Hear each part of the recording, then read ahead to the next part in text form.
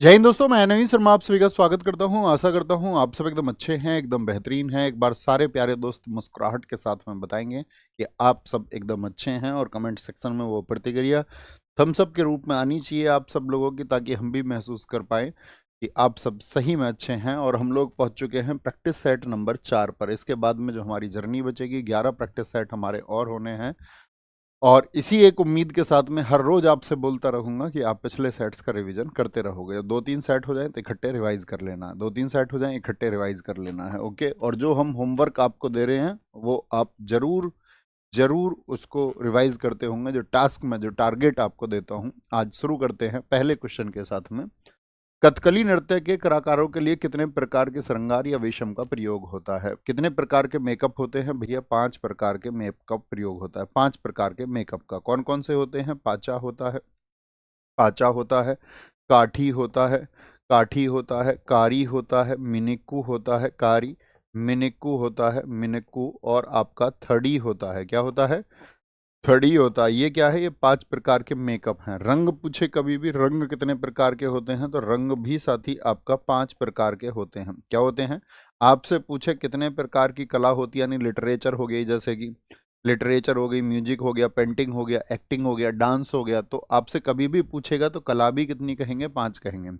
मुझे बताओ कथकली किस स्टेट में होता है? तो कली पहचान है भैया किसकी? केरल की। कहाँ का है ये केरल का है, केरल का है। और क्या क्या पूछा जाता है इससे? सबसे इंपॉर्टेंट बात पूछी जाएगी, किसके द्वारा होता है? पुरुषों द्वारा होता है। किसके द्वारा? पुरुषों द्वारा होता है। और आधार क्या होता है इसमें? रामायण और महाभारत की जो कहानियां हैं, कथाएं हैं, वो इसके आधार हैं। रामायण और महाभारत, रामायण और महाभारत इसके इसके आधार हैं। रामायण और महाभारत क्या है? इसके आधार हैं, आधार हैं। मुझे बताओ इसमें जो हीरो होता है, हीरो को क्या बोलते हैं? तो पाचा क्या होता है? पाचा होता है नायक, यानी कि वो हीरो होता है, जैसे कि आपका। और काठी क्या होता है? ये खलनायक होता है। क्या होता है? कथी भी इसको हम बोलते हैं। क्या होता है ये विलेन होता है। क्या होता है? विलेम होता है, विलेम। इसमें मुझे बताओ कितने प्रकार की मुद्राएं होती हैं? मुद्रा कितनी होती है इसमें? मुद्रा 24 होती हैं। और जहां ये आपका डांस करते हैं, उस प्लेस को, उस थिएटर को क्या कहते हैं? तो नाट्य स्थान अर्थात थिएटर कहलाता है कोट्टम पालम। क्या कहलाता है? कोट्टम पालम कहलाता है, कोट्टम पालम ये कहलाता है। मुझे बताओ जब कथकली नृत्य को शुरू किया जाता है तो एक ढोल बजाया जाता है, ढोल। उस ढोल का क्या नाम होता है? इसमें साथी एक ढोल का प्रयोग होता है, उस ढोल का नाम होता है केली कोट्टू। क्या होता है? केलू कोट्टू। ढोल के साथ में क्या होता है? कथकली की शुरुआत होती है केलू कोट्टू ढोल के साथ में। ये बात याद रख लेना। मुझे बताओ जो कथकली है ये कौन से तत्व को दर्शाता है? कौन से तत्व को ये दर्शाता है? कौन से तत्व को दर्शाता है? तो ये आकाश तत्व का एक साइन है। किसका? जो स्काई एलिमेंट है, आकाश तत्व को, आकाश, आकाश तत्व को ये दर्शाता है। क्या बोलेंगे? आकाश तत्व को दर्शाता है, आकाश तत्व को। ठीक है। कथकली और कथक में कभी कंफ्यूज नहीं होना है। कथक बताओ कहाँ का है? कथक, कथक सारे लोग बताएंगे एक बार फटाफट से। अगर हम कथक की बात करते हैं, मुझे बताओ कथक को और किस नाम से जाना जाता है? कथक का दूसरा नाम क्या है और ये कहाँ पर होता है? कथक का दूसरा नाम, कथक का दूसरा नाम अगर हम बोलेंगे तो क्या बोलोगे? नटवरी होता है, नटवरी। और कहाँ पर होता है ये? नॉर्थ इंडिया में, नॉर्थ इंडिया में, यानी कि उत्तर भारत में ये होता है। ठीक है। सारे आपका जो डांस है उनकी स्थिति आपको पता है। जैसे मैं पूछूं नॉर्थ में क्या होता है? सिर्फ यही होता है। साउथ में कितने क्लासिकल डांस है? संख्या बताइए फटाफट से। साउथ में भैया एक तो कथकली हो गया, ठीक है, कथकली हो गया साउथ में, दक्षिण भारत में। एक आपका मोहिनी अट्टम हो गया, वो भी केरल में होता है, मोहिनी अट्टम हो गया, मोहिनी अट्टम। आप बात करेंगे भैया, हम कह देंगे एक कुचिपुड़ी हो गया आपका। क्या बोलेंगे? कुचिपुड़ी हो गया आंध्र प्रदेश में। और चौथे का नाम आप बताओगे क्या है? खालिस्तान आपको भरना है। अगर हम आपसे पूछें नॉर्थ ईस्ट में कौन कौन से होते हैं, तो सत्रिया नॉर्थ ईस्ट में होता है। और मणिपुरी भी कहाँ पर होता है? नॉर्थ ईस्ट में होता है। मणिपुरी नॉर्थ ईस्ट में होता है। चौथा बताइए फटाफट से। चौथा बताइए, कथकली, मोहिनीअट्टम और कुचिपुड़ी के अलावा चौथा कौन सा होता है? नॉर्थ इंडिया हो गया आपका। साउथ इंडिया में पूछेगा आपसे तो आप कहेंगे भैया ओडिसी होता है। कौन सा होता है? ओडिसी साउथ इंडिया का है। और नॉर्थ की बात करेंगे तो कथक है। इनकी दिशा बहुत पूछता है एसएससी। ठीक है। दिल्ली पुलिस पिछला वाला आप देखोगे एडब्ल्यू टीपीओ में, क्या पूछा था, कई आपका सेट्स में सिर्फ दिशा पूछी शास्त्रीय नृत्यों की। बहुत बढ़िया। सबसे पहले प्राची गोदारा जी ने आंसर दिया है, तमिलनाडु का भरतनाट्यम। क्या बोलोगे? जो सबसे प्राचीन हमने बताया था, कितना पुराना है? 2000 वर्ष पुराना ये होता है। तो कथक कहाँ पर होता है? आपका नॉर्थ इंडिया में ये होता है। अगर पूछे इसको का क्या कहा जाता है, कथक मतलब कथा वर्ड से, तो जो स्टोरी टेलर्स होते हैं, स्टोरी टेलर्स, कथाकारों का नृत्य है ये। किसका है? कथाकारों का नृत्य है। बताइए किस दरबार से संबंध रहा कथा? उत्तर भारत में रहा मुगल दरबार, तो इसको मुगल ट्रेडिशन से रिलेटेड बताया जाता है। मुगल परंपरा से संबंधित है ये, मुगल परंपरा से ये आपका जुड़ा रहा है। लेकिन मुगलों के पतन के बाद में इसने भी अपनी पहचान खो दी थी, तो इसको पुनर्जीवित किसने किया, रिवाइव किसने किया, बताएंगे? कथक को जो पुनर्जीवित किया था वो किसने किया था? तो कथक को जो पुनर्जीवित करने का काम आता है वो लेडी लीला सोखे का नाम आएगा। किसका? लेडी लीला सोखे कहते हैं, इसने इसकी खोई हुई जो पहचान थी वो वापस दिलाई थी। इसमें कथक में जो वेशभूषा होती है, जो ड्रेस होती है, वो कैसी होती है? ड्रेस होती है इसमें अनारकली। कौन सी? अनारकली। और सबसे इंपॉर्टेंट आते हैं इसके घराने। क्या पूछेगा आपसे? आपसे पूछेगा इसके जो घराने हैं, यानी कि कथक के जो नृत्य घराने हैं, 4 प्रमुख घराने, और उसके संस्थापक पूछे जाते हैं। कौन कौन से घराना आज हैं इससे जुड़े हुए? तो लखनऊ घराना है। उत्तर भारत में क्या बोलोगे? लखनऊ घराना हो गया आपका। जयपुर हो गया, राजस्थान का जयपुर घराना हो गया। यूपी का बनारस घराना हो गया, बनारस घराना हो गया। और आपका रायपुर घराना हो गया। आपसे पूछे जाएंगे इनके संस्थापक कौन हैं, इनके संस्थापक कौन थे, बताइए जरा। लखनऊ घराने के संस्थापक कौन थे? तो लखनऊ लाख से याद रखते हैं, ईश्वरी प्रसाद। क्या बोलेंगे? लाख ईश्वर, ईश्वरी प्रसाद है आपका। जयपुर से याद रख लेना, भानुजी महाराज हैं। कौन है? भानुजी महाराज। क्या बोलोगे? भानुजी महाराज। बनारस से क्या बोलोगे? जानकी, जानकी प्रसाद थे। और रायपुर घराने के राजा चंद्रधर सिंह। कौन है? राजा राजा चंद्रधर सिंह हैं। राजा चंद्रधर सिंह किस घराने से हैं? भैया मन मन में आंसर बोला करो, मन मन में आंसर बोला करो। जब मैं आपसे क्वेश्चन पूछूं तो आपकी तरफ से आना चाहिए। बोलेंगे भी फटाफट से। भैया फिरोज शाह तुगलक ने जो कुतुब मीनार की मरम्मत कराई थी, आपने 1386 लिख दिया। 1386 लिखा हमने, 1368 होना चाहिए। 1368 करेक्ट कर लेना। कल की क्लास में बच्चा कह रहा फिरोज शाह तुगलक, हमने 1386 गलती से लिख गया होगा। ठीक है, 1368। ये थोड़ा कन्फ्यूजन होता, हम सोचते भी हैं कुछ और लिख कुछ देते हैं। क्योंकि 1368 में बिजली पड़ी थी, और जो सिकंदर लोदी ने मरम्मत कराई थी वो दिल्ली में भूकंप आ गया था, वो 1505 में मरम्मत कराई। तो 2 वर्ष हैं, 1368 और 1505 कुतुब मीनार की मरम्मत के। ठीक है, ओके। थम्स अप कर दिया करो मेरी बातों पे। गुजरात में मकर संक्रांति का त्योहार किस नाम से मनाया जाता है? मकर संक्रांति को किस नाम से मनाते हैं? दक्षिणायन के नाम से मनाते हैं क्या? नहीं जी भैया, उत्तरायण के नाम से मनाते हैं। उत्तरायण किस दिन मनाया जाता है? कौन सी डेट होती है? 14 जनवरी होती है, 14 जनवरी। ठीक है, उत्तरायण के नाम से। और इसी दिन मनाया जाता है यहाँ पर आपका अंतर्राष्ट्रीय पतंग उत्सव, इंटरनेशनल काइट फेस्टिवल। अंतर्राष्ट्रीय पतंग उत्सव किस दिन मनाया जाता है आपका? तो ये 14 जनवरी को ही मनाया जाता है, पश्चिमायन नहीं, पूर्वायन नहीं। ठीक है। अच्छा, आप मुझे बताओ गुजरात के कोई 2 उत्सव बता दो, कोई 2 उत्सव गुजरात के। तो क्या बोलोगे? भैया माधवपुर मेला यहाँ पर लगता है। माधवपुर, माधवपुर मेला यहाँ पर आयोजित होता है। इनकी याद में होता है, भगवान श्री कृष्ण और उनकी पत्नी रुक्मणी जी की याद में होता है। किनकी याद में? भगवान कृष्ण और रुक्मणी देवी जी की याद में। ठीक है। यहाँ पर एक पैराग्लाइडिंग उत्सव भी मनता है, यस और नो? आप मुझे बताओ पैराग्लाइडिंग कितने दिन मनता है? तो पैराग्लाइडिंग उत्सव ऐसा है जो 26 डेज चलता है, 26 डेज। रण उत्सव यहाँ पर मनता है। ठीक है। बीच उत्सव यहाँ पर मनता है, जो यहाँ का टिटहल बीच है, टिटहल बीच, उस पर मनता है। सामलाजी बहुत इंपॉर्टेंट है, सामलाजी। सामलाजी उत्सव कहाँ का है? सामलाजी उत्सव यहीं का है। क्या बोलोगे? तरनेतर मनाया जाता है यहाँ पर, तरनेतर, तरनेतर। ठीक है। उत्सव आप रिवाइज कर चुके हैं। आपसे मैं क्या क्वेश्चन पूछ सकता हूँ? आपसे क्वेश्चन पूछने की स्थिति में हम हैं, तो मैं क्वेश्चन पूछूंगा, कुछ आपको उत्सव के नाम दूंगा, क्योंकि पिछले 3-4 दिन से हम आपको टारगेट दे रहे हैं उत्सवों का। तो उम्मीद करेंगे आपके परफेक्ट आंसर आएंगे। देखते हैं आपने दिए हुए टारगेट को पूरा किया है, आप उसमें कितने कॉन्फिडेंट हैं। तो आप मुझे बताओ हल्डा फेस्टिवल कहाँ का है? हल्डा, हल्डा या हल्दा उसको बोल दें, एक ही बात है। साजो फेस्टिवल बताओ कहाँ का है? साजो। नलवारी फेस्टिवल बताओ कहाँ का है, नलवारी फेस्टिवल। तो आप क्या बोलेंगे, ये फेस्टिवल जो है भैया ये हिमाचल प्रदेश के हैं। कहाँ के हैं, हिमाचल प्रदेश के हैं। एक क्वेश्चन। दूसरा बोलो, फूलदेई फेस्टिवल कहाँ का है, फूलदेई। आप मुझे बताओ हरेला फेस्टिवल कहाँ का है, तो आप कहेंगे भैया उत्तराखंड का है। कहाँ का है, उत्तराखंड का है। मैं आपसे पूछूं हेमिस उत्सव बताओ कहाँ का है, हेमिस उत्सव कहाँ का है, वहीं का है जहाँ का ट्यूलिप है, जहाँ जाने में सब पहले गुरेज करते थे। गुरेज है जहाँ का, गुरेज है। तो आप क्या बोलोगे भैया ये लद्दाख के फेस्टिवल है। कहाँ के हैं, लद्दाख के फेस्टिवल है, लद्दाख के। जैसे मैं आपसे पूछ लूँ, नहीं लद्दाख नहीं, गुरेज तो आपका कश्मीर में मनाया जाता है, लद्दाख नहीं, कश्मीर में मनाया जाएगा, कश्मीर में। लद्दाख के फेस्टिवल तो अलग है। लद्दाख में तो वो आता है आपका नरोपा आता है, सिंधु दर्शन महोत्सव आता है। तो ये भी लिख ही लो, नरोपा उत्सव, नरोपा। नरोपा कहाँ पर मनाया जाता है, सिंधु दर्शन कहाँ पर मनाया जाता है, सिंधु दर्शन। क्योंकि हेमिस तो बेशक मनाया जाता है, वो भी कश्मीर में मनाया जाता है। हेमिस कश्मीर और लद्दाख दोनों में मनता है। हेमिस जो है ना ये दोनों में बनता है। अगर कश्मीर ऑप्शन में ना मिले तो लद्दाख लिख देना, लद्दाख बेझिझक आप लिख देना, नरोपा बोलेंगे जी। आगे और क्या बताओगे, सैर ए गुल फरोशन बताओ कहाँ पर बनता है, सैर ए गुल फरोशन। ये यूटी के पूछ रहा हूँ मैं आपसे, सैर ए गुल फरोशन कहाँ पर मनाया जाता है। तो सैर ए गुल फरोशन आप कहोगे ये दिल्ली का फेस्टिवल है, जहाँ पर भारत भाग्य विधाता मनाया जाता है।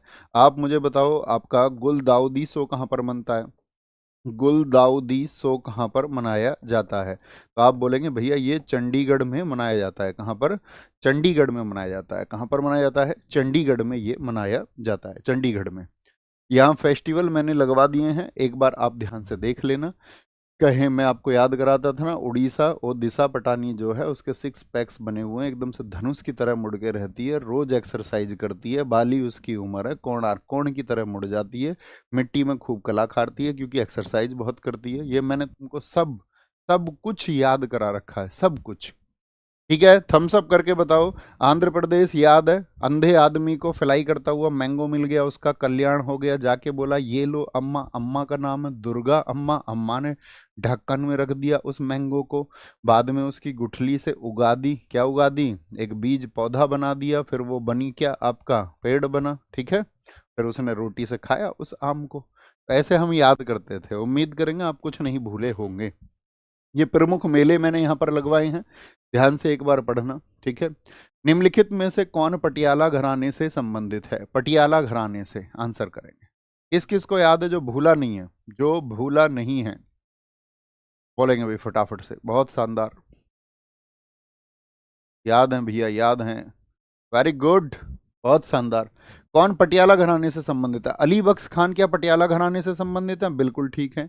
अली बख्श खान और इनके साथ में कौन थे, फतेह अली खान, क्या बोलोगे, फतेह अली खान, ये दोनों किससे संबंधित हैं आपका, ये दोनों आपका पटियाला घराने से संबंधित है। किससे हैं, पटियाला घराने से ये संबंधित हैं। अब्दुल वाहिद खान किस घराने से हैं, फटाफट से आंसर बताएं। अब्दुल वाहिद खान ये आपका किराना घराने से हैं। किससे हैं, वाह हद है, किराया बढ़ा देते हो रोज। किराना घराने से ये संबंधित हैं। एक व्यक्ति और थे यहाँ पर, अब्दुल करीम खान, कौन थे, अब्दुल करीम खान, अब्दुल करीम खान, करीम खान, ठीक है, अब्दुल करीम खान। मुझे बताओ उस्ताद अल्लादिया खान किस घराने से हैं, ये संस्थापक लोग बता रहा हूं मैं आपको, ये फाउंडर हैं इन घरानों के। उस्ताद अल्लादिया, आपका आंसर आए, अल्लादिया खान किस घराने से संबंधित हैं, क्या बोलोगे भैया ये जयपुर अतरौली घराना है, क्या बोलोगे, जयपुर अतरौली घराने से संबंध रखते हैं, जयपुर अतरौली घराना है। हाजी सुजान खान बताओ किस घराने के संस्थापक हैं, हाजी सुजान खान किस घराने के संस्थापक हैं, कि हाजी सुजान खान किस घराने से इनका संबंध है, तो क्या बोलोगे, सूझ गया आदमी आग में जल के, आगरा घराना है, क्या बोलोगे, आगरा घराना है। उस्ताद इनायत खान बताओ, इनायत खान किस घराने से संबंधित हैं, इनायत खान, तो इनायत खान है आपका इन रामपुर सहसवान घराने से, किससे, रामपुर घराने से, रामपुर का जो सहसवान घराना है, रामपुर सहसवान घराना है। 2004 में कबड्डी का पहला विश्व कप कहाँ पर आयोजित किया गया था, कबड्डी का पहला वर्ल्ड कप, कबड्डी का पहला वर्ल्ड कप 2004 में कहाँ पर आयोजित हुआ, तो आप बोलेंगे मुंबई में आयोजित हुआ था। कहाँ पर आयोजित हुआ था, मुंबई में आयोजित हुआ था। मुझे बताओ 2004 में ये घटना और घटी थी कबड्डी के लिए, इंटरनेशनल हेडक्वार्टर कहाँ पर है, इंटरनेशनल हेडक्वार्टर है इसका जयपुर में, जो कि स्थापित हुआ था 2004 में। कब इस्टेब्लिश किया गया था इसको? इस्टेब्लिश किया गया इसको 2004 में, 2004 में इसको, ठीक है। मुझे बताओ पहली एशियन कबड्डी चैंपियनशिप कब हुई थी? पहली Asian Asian championship, Asian kabaddi championship, पहली एशियन कबड्डी चैंपियनशिप कब हुई थी? चैंपियनशिप वो कब हुई थी? ईयर पूछा जाता है तो क्या बोलोगे? 1980 में। मुझे बताओ आप प्रो कबड्डी लीग जो है, जिसको पीकेएल बोलते हैं, उसकी शुरुआत कब हुई थी? पीकेएल की शुरुआत, प्रो कबड्डी लीग की शुरुआत कब हुई थी? तो आप कहेंगे शुरुआत हुई थी भैया 2014 में। कबड्डी जो खेला जाता है किस मैदान पर खेला जाता है बताएंगे? कबड्डी जो खेला जाएगा, कबड्डी कबड्डी का जो मैदान होता है, अरे बोलो कबड्डी कबड्डी कबड्डी कबड्डी, कबड्डी का जो मैदान है वो कोर्ट पर खेला जाता है। किस पर? कोर्ट पर खेला जाता है। मुझे बताओ कबड्डी में जो साथी मैच का ड्यूरेशन कितना होता है? मैच की जो अवधि होती है, ड्यूरेशन होता है, कितना ही होता है? तो क्या बोलेंगे भैया? अगर हम फीमेल के मेल के लिए बात करें या फीमेल के लिए बात, मेल में आपका 20 मिनट का होता है, फिर 5 मिनट ब्रेक होता है, फिर 20 मिनट होता है। फीमेल की बात करें, पहले 15 मिनट का मैच होगा, फिर 5 मिनट ब्रेक होगा, फिर 15 मिनट होगा। तो पुरुषों में जो मैच हुआ वो कितनी देर का हुआ कुल? तो वो 40 मिनट का मैच होता है। कितनी देर का? 40 मिनट का। और महिलाओं का जो कबड्डी का मैच होगा वो 30 मिनट का होता है। क्या बोलोगे? 30 मिनट का होता है, याद रखेंगे। अगर कबड्डी में हम मैदान की बात करते हैं तो मैदान की लंबाई कितनी होती है? तो मैदान की लंबाई होती है इसमें 13 गुणा 10 मीटर। क्या बोलोगे? और फीमेल के लिए, ये पुरुषों के लिए, ये भी बात इंपॉर्टेंट है। अगर महिला की बात करें, वुमेन की बात करें, तो यही लंबाई हो जाती है 11 गुणा 8 मीटर। क्या बोलोगे? 11 गुणा 8 मीटर। अगर कबड्डी के लिए मैं आपसे पूछूं कबड्डी में कुल खिलाड़ी कितने होते हैं? बोलेंगे भाई फटाफट से। हाँ, हेमिस दोनों जगह बनता है, जम्मू कश्मीर में भी और लद्दाख में भी। अभी बोला ना मैंने क्लास में। बोलो जी, फटाफट से बोलेंगे सारे लोग। क्या बोला मैंने? इसमें जो खिलाड़ी होते हैं उनकी संख्या कितनी होती है? खिलाड़ी इसमें होते हैं 7 प्लेयर्स। 7 प्लेयर्स, खिलाड़ी 7 होते हैं। और एक्स्ट्रा खिलाड़ी कितने होते हैं? इसमें 5 होते हैं। वैसे जनरली 7 आंसर दे के आना है, क्योंकि नेट बॉल हो गया, कबड्डी हो गया, और आपका नेट बॉल होता है एक, तो नेट कबड्डी हो गया आपका, और वाटर पोलो, इन तीनों में 7-7 खिलाड़ी होते हैं। इन तीनों में कितने कितने होते हैं? 7-7 खिलाड़ी होते हैं। कबड्डी की अगर मैं शब्दावली की आपसे बात करूं, कौन कौन से वर्ड हैं जो इससे जुड़े हुए हैं? शब्दावली में आपका आता है टेबल होता है, टेबल वर्ड होता है, टेबल, ठीक है।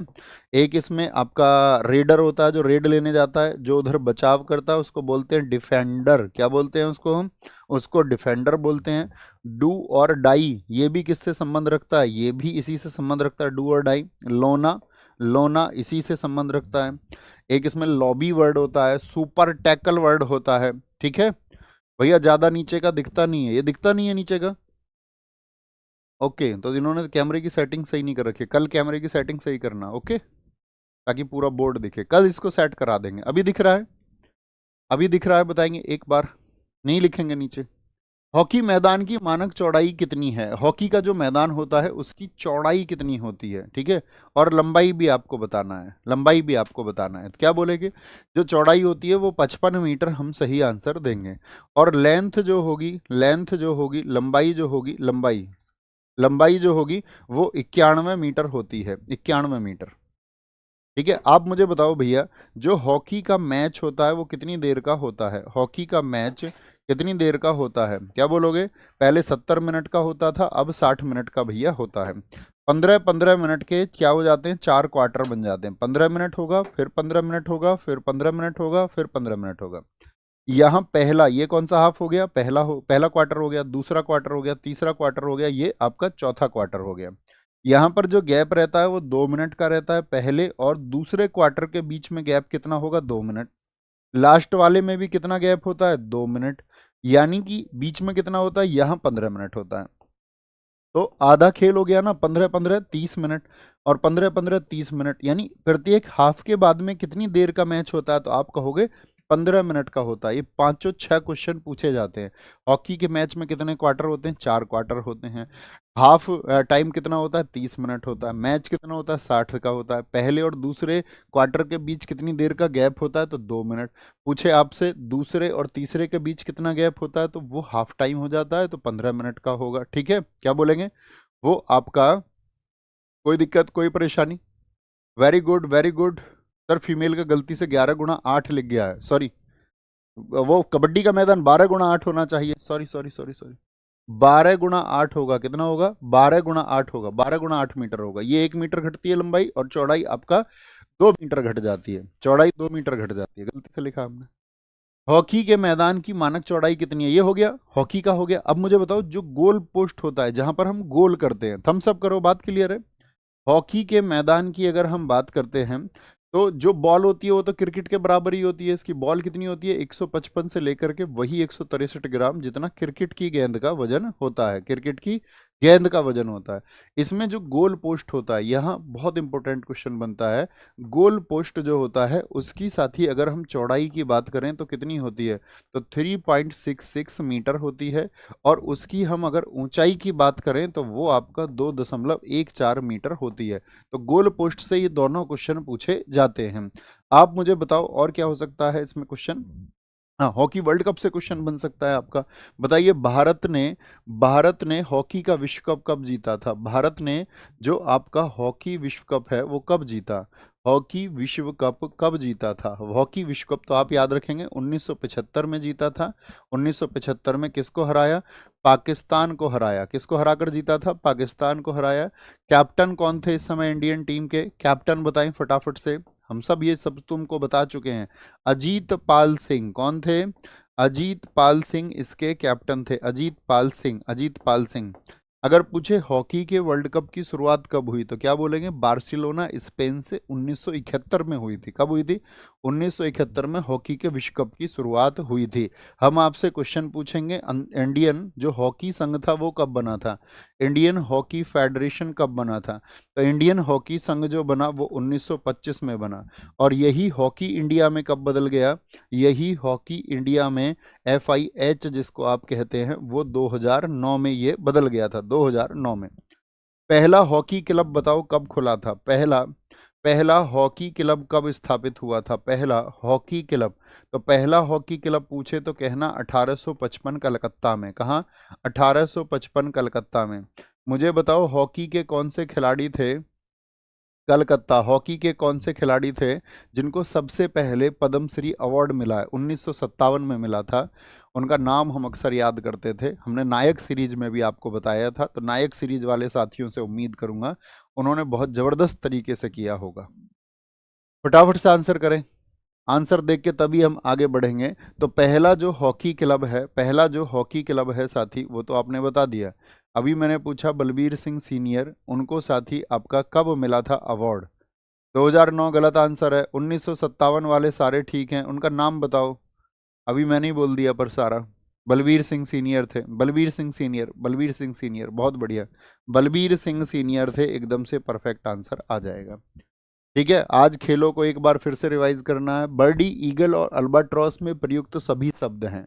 गोल्फ के शब्द हैं ये, पोलो के शब्द है, बेसबॉल के शब्द हैं, फुटबॉल के। भैया ये सब गोल्फ से संबंध रखते हैं।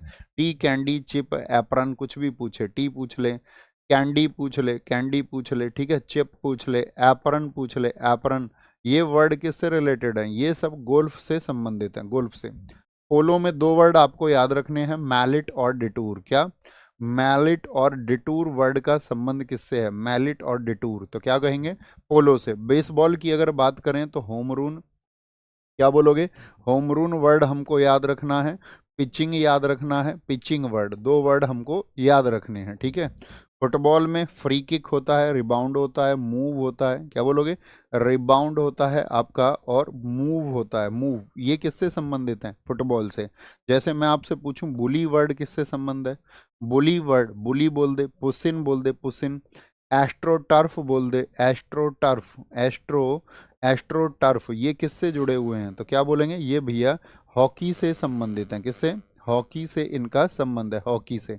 शटल कॉक बताओ, शटल कॉक किससे जुड़ा हुआ है? शटल कॉक, शटल कॉक किससे जुड़ा हुआ है? लव होता है, नेट होता है, इसमें स्मैश होता है, स्मैश, स्मैश, ये किससे जुड़े हुए हैं? ये भैया बैडमिंटन से जुड़े हुए हैं। किससे? बैडमिंटन से जुड़े हुए हैं, बैडमिंटन से। अच्छा मुझे बताओ, चेकमेट किससे जुड़ा हुआ है? गैम्बिट किससे जुड़ा हुआ है? चेकमेट, चेकमेट वर्ड जो है वो किससे जुड़ा हुआ है? गैम्बिट जो वर्ड है वो किससे जुड़ा हुआ है? गैम्बिट, तो आप कहेंगे भैया वो शतरंज से संबंध रखता है। किससे? शतरंज से उसका संबंध है। किससे? चेस से। चेस से उसका संबंध है। पैनिट्रेशन वर्ड बताओ। पैनिट्रेशन। पैनिट्रेशन वर्ड एसएससी बहुत पूछता है। पैनिट्रेशन, स्पाइकर्स, साइड आर्म। स्पाइकर्स और साइड आर्म वर्ड ये किससे जुड़े हुए हैं? साइड आर्म वर्ड ये साथी किससे जुड़े हुए हैं? तो आप कहेंगे भैया ये वॉलीबॉल से जुड़े हुए हैं। वॉलीबॉल से जुड़े हुए हैं। वॉलीबॉल से जुड़े हुए हैं। किससे जुड़े हुए हैं? वॉलीबॉल से ये जुड़े हुए हैं। बहुत सही। राज अभिमन्यु आपका ठीक आंसर है। रिया शर्मा जी का आंसर ठीक है। आयुष द्विवेदी एकदम ठीक आंसर दे रहे हैं। ए फ्लाइट ऑफ पिजन किसके द्वारा लिखी गई एक पुस्तक है? ए फ्लाइट ऑफ पिजन ये साथी आपका सलमान रश्दी की किताब है क्या, या आर के नारायण, या खुशवंत सिंह, या Ruskin bond? Ruskin bond. Ruskin bond मैं हमेशा आपसे कहता हूं एसएससी के फेवरेट राइटर हैं। एसएससी के फेवरेट राइटर हैं। बोलेंगे भाई फटाफट से, बोलो भाई फटाफट से, बोलो भाई सारे लोग फटाफट से, सारे लोग बोले। क्या बोलेंगे? Ruskin bond. सर मैं उस दिन प्रोटेस्ट में गया था। क्या कह रहे हैं? दिखाओ, मेरी हेल्प करिए। मुझे 24/8 को प्रोटेस्ट में डिटेन किया गया है। मेरी एफआईआर का नोटिस आया है और पुलिस वालों ने बोला है कि तुम्हारी गवर्नमेंट जॉब के रास्ते बंद हो चुके हैं। मेरी हेल्प करो सर। दोस्त मैं भी डिटेन हुआ था। अभी मैं भी डोजियर करा के अपना आया। कमला मार्केट में उन्होंने भी मुझे अभी 3-4 दिन पहले ही कई घंटे रखा है ना, पूरा डिटेन करके। वो सब लोगों को उन्होंने कर रहे हैं, तो उस प्रोसेसर से घबराते नहीं हैं। वीर योद्धा लड़ते हैं और आपको सोचना चाहिए उनको कोई मतलब नहीं है। मैंने देखा कि 42 छात्रों के नाम है। 42 छात्रों के नाम क्यों जिए? स्टूडेंट्स तो अपनी डिमांड ही तो रख रहे थे। उनके खिलाफ एफआईआर क्यों? गवर्नमेंट को इतना तो सोचना चाहिए ना कि बच्चे अपने अधिकार की बात कर रहे थे, एक बैन कंपनी के खिलाफ अपने अधिकार की बात कर रहे थे, लेकिन देश सोया हुआ है। ठीक है, सोते रहिए, जाग जाओगे एक दिन, आज नहीं तो कल जाग जाओगे। आज नहीं जागोगे कल जागोगे, नहीं तो परसों जागोगे। ठीक है, बोलेंगे सबके नाम है उसमें। 176 पर्सन्स है। 4 घंटे उन्होंने मेरा भी इंट्रोगेशन किया। क्यों आए थे जी धरने स्थल? आपको जानकारी थी 5 बजे, तो उसके बाद क्यों रुके थे? तो मैंने कहा नहीं सर, हमने नियमों का पालन किया और हम आपका 5 बजे से पहले निकले हैं। हमारे पास उसके प्रूफ्स भी हैं। ठीक है, अनुशासित तरीके से हमने उसको किया और आंदोलन नेक्स्ट डे का भी परमिशन था, तो उस तरीके से। तो बोले नहीं, ये सब तुमको कोर्ट में प्रूव करने का। तो फिर तुम क्यों पूछ रहे हो अगर कोर्ट में ही प्रूव करना है तो? है ना, ये छोटी चीज़ें हैं, कोई दिक्कत नहीं है, आएंगे आगे। चलें बॉस, क्वेश्चन पर ध्यान से आएंगे। A flight of pigeon, Ruskin Bond की एक किताब बताओ कोई मुझे। रस्किन बॉन्ड की क्या बोलोगे? लोन फॉर डांसिंग, बहुत इंपॉर्टेंट बुक है। लोन फॉर डांसिंग, लोन फॉर डांसिंग ये किसकी है? रस्किन बॉन्ड की बुक है। दूसरी, the room on the roof, room on the roof, the room on the roof ये क्या है? रस्किन बॉन्ड की किताब है आपका। The girl in the train, the क्या? The girl in the train ये किसकी बुक है? ये आपका रस्किन बॉन्ड की। और इनमें से किताब, एक एक किताब पूछी जाएगी, याद रख लेना। द ब्लू अम्ब्रेला ये किसकी है? ये ब्लू अम्ब्रेला ये भी इन्हीं की किताब है। डस्ट ऑन द माउंटेन ये किसकी है? रस्किन बॉन्ड की है। डस्ट ऑन द माउंटेन क्या बोलोगे? Dust on the dust on the mountain ये भी किसकी है? डस्ट ऑन द माउंटेन ये भी आपका रस्किन बॉन्ड की है। हाउ टू बी हैप्पी 2024 में इन्होंने लिखी। हाउ टू बी हैप्पी ये इन्हीं की बुक है। How to be happy. Life book इन्होंने अभी लिखी है। लाइफ बुक क्या बोलेंगे? लाइफ बुक मैजिक मोमेंट्स ये 2025 की इनकी बुक है। किसकी है? 2025 की इनकी बुक है। हाउ टू बी हैप्पी इन्होंने 2024 में लिखी थी। हाउ टू बी यू क्या बोलेंगे? हाउ टू बी यू आप जो खुद हैं वो कैसे बनेंगे? ठीक है, आप खुद नहीं रहते, क्योंकि ये किताब कहती है आपसे कि आप ज़्यादातर एक्शंस वो करते हो अपनी लाइफ में जो दूसरे लोग चाहते हैं। आप अपनी खुशी के लिए बहुत सारी चीज़ें नहीं करते हैं, आप इसके लिए बहुत सारी चीज़ें करते हैं कि दूसरे लोगों को कैसा लगेगा, मैं ऐसा दिखूंगा तो कैसा लगेगा, मैं वैसा दिखूंगा, मेरे ये एक्ट होंगे इस तरह से, मैं कैसा दिखूंगा, मैं अभी कैसा बोलूं। तो आप नेचुरल नहीं रह पाते, आप खुद की पहचान खो देते हैं और आप दूसरों के क्या बोलेंगे?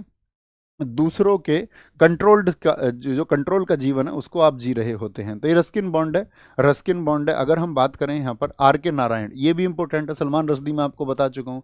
आर के नारायण की पूछी जाती है कौन सी किताब? मालगुडी डेज। मालगुडी डेज पूछी जाती है, मालगुडी डेज पूछी जाती है, द गाइड पूछी जाती है, क्या बोलेंगे, द गाइड पूछी जाती है, द गाइड पूछी जाती है आपका, स्वामी एंड फ्रेंड्स पूछी जाती है, स्वामी एंड फ्रेंड्स पूछी जाती है, क्या बोलेंगे, स्वामी एंड फ्रेंड्स पूछी जाती है आपका, द इंग्लिश टीचर, क्या बोलोगे, द इंग्लिश टीचर पूछी जाती है, इंग्लिश टीचर किसकी है, इंग्लिश टीचर इन्हीं की किताब है, द इंग्लिश टीचर। एक पूछी जाती है द डार्क रूम, क्या बोलेंगे, द डार्क रूम पूछी जाती है। एक किताब पूछी जाती है वेटिंग फॉर महात्मा, क्या बोलोगे, वेटिंग फॉर महात्मा किसकी है, वेटिंग फॉर महात्मा, ये इन्हीं की है, वेटिंग फॉर महात्मा। अगर मैं आपसे पूछूं, मुझे बता सकते हैं क्या वेटिंग फॉर महात्मा के अलावा वेटिंग फॉर अ वीजा किताब किसकी है, वेटिंग फॉर अ वीजा ये किताब किसकी है, बताएं जरा फटाफट से।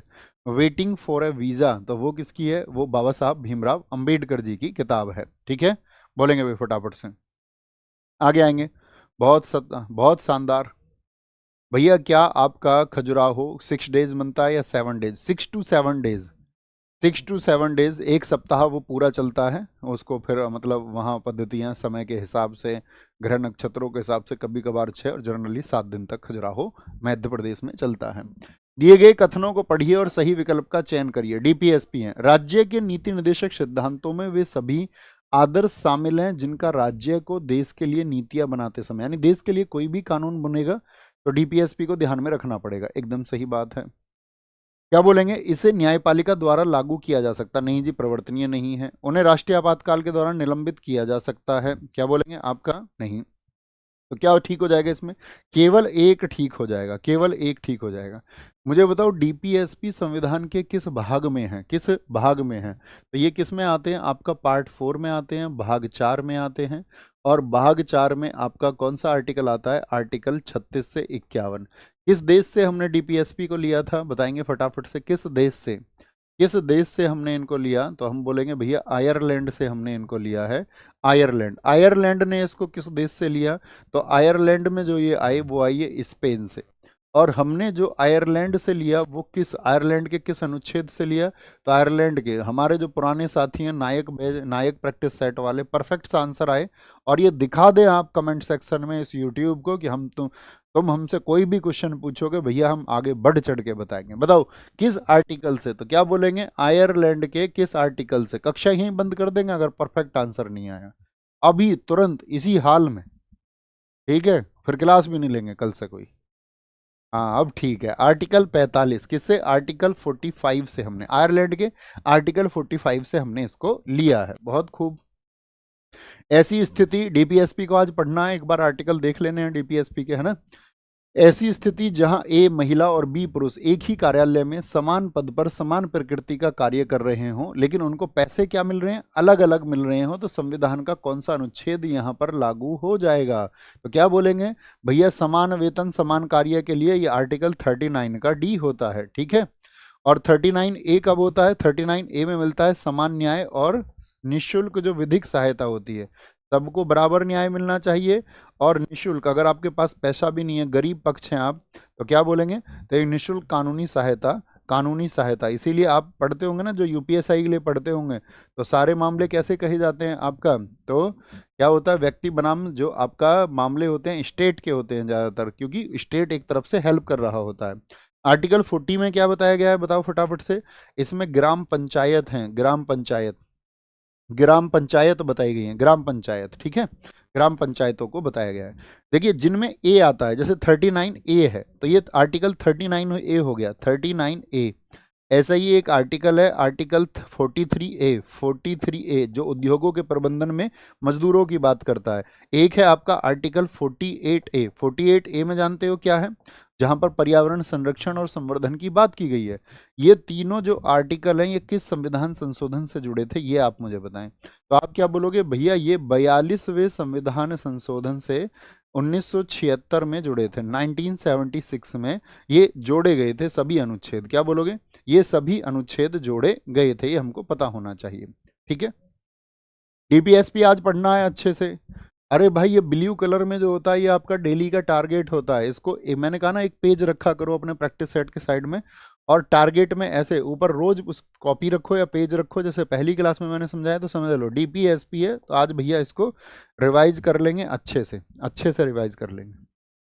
ठीक है, जिन्होंने नायक बैच से पॉलिटी पढ़ी होगी उनको कोई दिक्कत है ही नहीं, वो अपने नायक बैच वाली पॉलिटी के नोट्स खोलना, फटाफट से पढ़ना, क्योंकि उसमें क्वेश्चन प्रैक्टिस सब वगैरह, क्वेश्चन का प्रारूप भी आप देख लेना। ओके, निम्नलिखित में से कौन सा निर्देशक सिद्धांत गांधीवादी विचारधारा को दर्शाता है? कहीं से भी आपने पढ़ा, वैसा नहीं कि मैंने तो नायक नहीं पढ़ा है जी, मैं, आप बुक से देख लो, बुक से भी नहीं पढ़ा है मैंने तो आप अपने जो क्लास नोट्स है उनसे देख लो। ना मैंने क्लास नोट्स पढ़ी है ना किताब पढ़ी है, भैया कुछ जादू कर दो ना सकला बुम बुम की पेंसिल से, भैया वो जादू कर दो ना, कोई मिल गया वाला मैं धूप में जाऊं और सारे पेपर मुझे याद हो जाए, तो बेटा ऐसा भी करेंगे, है ना, अगले जन्म में करेंगे। निम्नलिखित में से कौन सा निर्देशक सिद्धांत गांधीवादी विचारधारा को दर्शाता है? बताएं जी, बोलेंगे, बोलेंगे क्या बोलेंगे? समान कार्य के लिए समान वेतन, समान कार्य के लिए समान वेतन अभी बता दिया। समान नागरिक संहिता, समान नागरिक संहिता किस में आता है? यूनिफॉर्म सिविल कोड, ये आर्टिकल 44 है। क्या ये गांधीवादी विचारधारा है? आप कहोगे नहीं। गांधी जी के सिद्धांत जिन आर्टिकल्स में दिखते हों, न्यायपालिका का कार्यपालिका से पृथक्करण नहीं, गांधी जी ग्राम पंचायतों की बात करते थे, ग्राम पंचायतों के गठन की बात करते थे, ये आर्टिकल आपका कौन सा है? 40। तो देखिए जितने भी गांधीवादी, जिनको गांधीयन हम कहते हैं, गांधीयन डीपीएसपी जिनको हम बोलते हैं, वो एक तो 40 है, एक 43 में आता है। 43 में बताओ है क्या? एक 43 बी आता है आपका, एक 46 आता है, एक 47 आता है, एक 48 आता है। 40 तो सब जानते हो भाई, ग्राम पंचायत की बात की गई है। 43 में क्या है कि भाई स्टेट में जो कामगार है उनके कम से कम निर्वाह के लिए मजदूरी बने, राज्य का कर्तव्य बनता है कि कोई व्यक्ति क्या बोलेंगे, कोई व्यक्ति, ये समझिए आप कि उसके निर्वाह के लिए, उसके जीवन के लिए कम से कम लाइवलीहुड उसको मिले। 43 बी कोई बता सकता है ये क्या है? सहकारी समितियों के बारे में। किसके बारे में? ये सहकारी समिति, जितनी भी कोऑपरेटिव सोसाइटी हैं उनके गठन की बात ये करता है, गठन की बात करता है। 43 में किसके? निर्वाह योग्य मजदूरी की, कम से कम यार किसी, हर एक व्यक्ति का घर चले, चूल्हा चौका जले, ऐसा नहीं होना चाहिए कोई व्यक्ति भूखा सो रहा है। 46 में कौन बताएगा फटाफट से? आपके लिए क्वेश्चन है। 47 की अगर मैं बात करूं, 47 की, तो इसमें न्यूट्रिशन की बात की गई है कि भाई सबको पोषाहार मिले, जीवन स्तर उनका अच्छा हो, पब्लिक हेल्थ उनकी अच्छी हो। और 48 में क्या बताया गया है? 48 में भी आप बताओगे। 46 में आपको बता देता हूं, जो आर्टिकल 46 है, आर्टिकल 46 ये बताता है जो SC ST या दुर्बल वर्ग है उनके लिए क्या होगी सहायता, उनके लिए जो सहायता होगी वो राज्य सरकार द्वारा दी जानी चाहिए, स्टेट को उसके बारे में विचार करना चाहिए। 48 बताएं सारे लोग क्या होगा 48 में? आपका आंसर आए तो ये गांधीयन, आपका गांधीयन डीपीएसपी इनको हम कहते हैं। उदारवादी जो होते हैं, उदारवादी जो सिद्धांत है उसमें आते हैं। 44 आता है, आर्टिकल 45 आता है, 48 में भी कुछ सिद्धांत है, 48A में भी कुछ सिद्धांत है आपका, है ना। एक आते हैं सोशलिस्ट डीपीएसपी, समाजवादी, जो नेहरू जी की विचारधारा से रिलेटेड थे, जैसा नेहरू जी चाहते थे। 38 है, 39 है, 41 है, 42 है, इसमें 43 भी आ जाता है, 43A भी आ जाता है। बहुत बढ़िया भैया। पर्यावरण की बात की गई है, पर्यावरण की बात की गई है भैया। आयरलैंड से 3 चीजें ली गई हैं। क्या ली गई हैं? E&D ली गई हैं, बताओ। E&D, डीपीएसपी आयरलैंड से लिए गए हैं। एक राष्ट्रपति के चुनाव की प्रक्रिया आयरलैंड से ली गई है। और N4 क्या है आप बताओ? तीसरी चीज क्या ली गई है? नॉमिनेशन, राज्यसभा में जो 12 सदस्यों का नॉमिनेशन होता है वो कहाँ से लिया गया है? वो भी आयरलैंड से लिया गया है, आयरलैंड से। भारतीय संविधान का कौन सा अनुच्छेद है जो नीति निर्देशक सिद्धांत के रूप में अंतर्राष्ट्रीय शांति और सुरक्षा को बढ़ावा देने का प्रदान करता है? तो बढ़ावा देने की बात कौन करता है? आर्टिकल 51 करता है। 48 अभी मैंने पूछा, ये किसको बताता है? एग्रीकल्चर को बताता है और एनिमल हस्बेंड्री को बताता है, कृषि और पशुपालन का क्या बोलेंगे बारे में बताता है। 49 में क्या बताया गया है आपका? जितने भी नेशनल इंपोर्टेंस के मॉन्यूमेंट्स है, राष्ट्रीय महत्व के जितने भी स्मारक हैं, राष्ट्रीय महत्व के जितने भी स्मारक हैं उनके बारे में बात करता है। 50 में क्या बताया गया है? जो जुडिशरी है उसका एग्जीक्यूटिव से क्या बताया गया है? सेपरेशन। न्यायपालिका और लिख लो ना, न्यायपालिका और कार्यपालिका का पृथक्करण बताया गया है। न्यायपालिका और कार्यपालिका का पृथक्करण बताया गया है। क्या बताया गया है? पृथक्करण बताया गया है, पृथक्करण बताया गया है। ठीक है, आर्टिकल 50 में। हिंसा का परित्याग करने का मौलिक कर्तव्य प्रारंभ में निम्नलिखित में से किस समिति आयोग द्वारा सुझाया गया था? हिंसा हिंसा के बारे में, यानी कि हिंसा नहीं करनी चाहिए, ये मौलिक कर्तव्य किस समिति ने बताया था? स्वर्ण सिंह समिति थी, अशोक मेहता समिति थी, सरकारी आयोग था, या मंडल आयोग था? तो मौलिक अधिकारों से संबंधित कौन है, बोलेंगे भी फटाफट से। तो क्या बोलेंगे? ये आपका भैया, ये किस पर है? आपका स्वर्ण सिंह समिति से संबंधित है। क्या बोलेंगे? स्वर्ण सिंह समिति से संबंधित है, याद रखेंगे, बहुत बढ़िया भैया। आर्टिकल 48 में आपका दुधारू पशुओं की हत्या पर रोक, हाँ जी, वो भी बताया गया। पशुपालन को व्यवस्थित किया गया। पशुपालन मैंने बताया ना अभी, जिसमें गाय, बछड़े, दुधारू पशु, कोई भी किसी प्रकार का पशु हो, उसके वध को प्रतिबंधित किया गया है, ठीक है। इसलिए उसको बोलते हैं कृषि और पशुपालन का संगठन। कृषि और पशुपालन का संगठन उसको कहा जाता है। तो स्वर्ण सिंह समिति थी। मुझे बताओ, अगर हम बात करते हैं मौलिक कर्तव्यों की, पढ़ना आज एक बार, फंडामेंटल ड्यूटीज, मौलिक कर्तव्यों की बात हम करते हैं, तो मुझे बताओ मौलिक कर्तव्य संविधान के किस भाग में है? फंडामेंटल ड्यूटीज जो हैं वो संविधान के किस भाग में है? तो आप कहोगे भैया इसके लिए भाग 4A, यानी ए आ गया तो बाद में जोड़ा हो गया। किस संविधान संशोधन से जुड़ा? 42वें संविधान संशोधन 1976 के द्वारा इनको जोड़ा गया। 19 को जोड़ा। लागू कब हुए थे बताएंगे? मौलिक कर्तव्य लागू कब हुए? तो क्या बोलोगे? 3 जनवरी 1977 को। 1977 को ये लागू हुए थे, 3 जनवरी 1977 को। कौन थी प्रधानमंत्री इस समय पर? इंदिरा गांधी ने इनको लागू कराया था। कौन थी?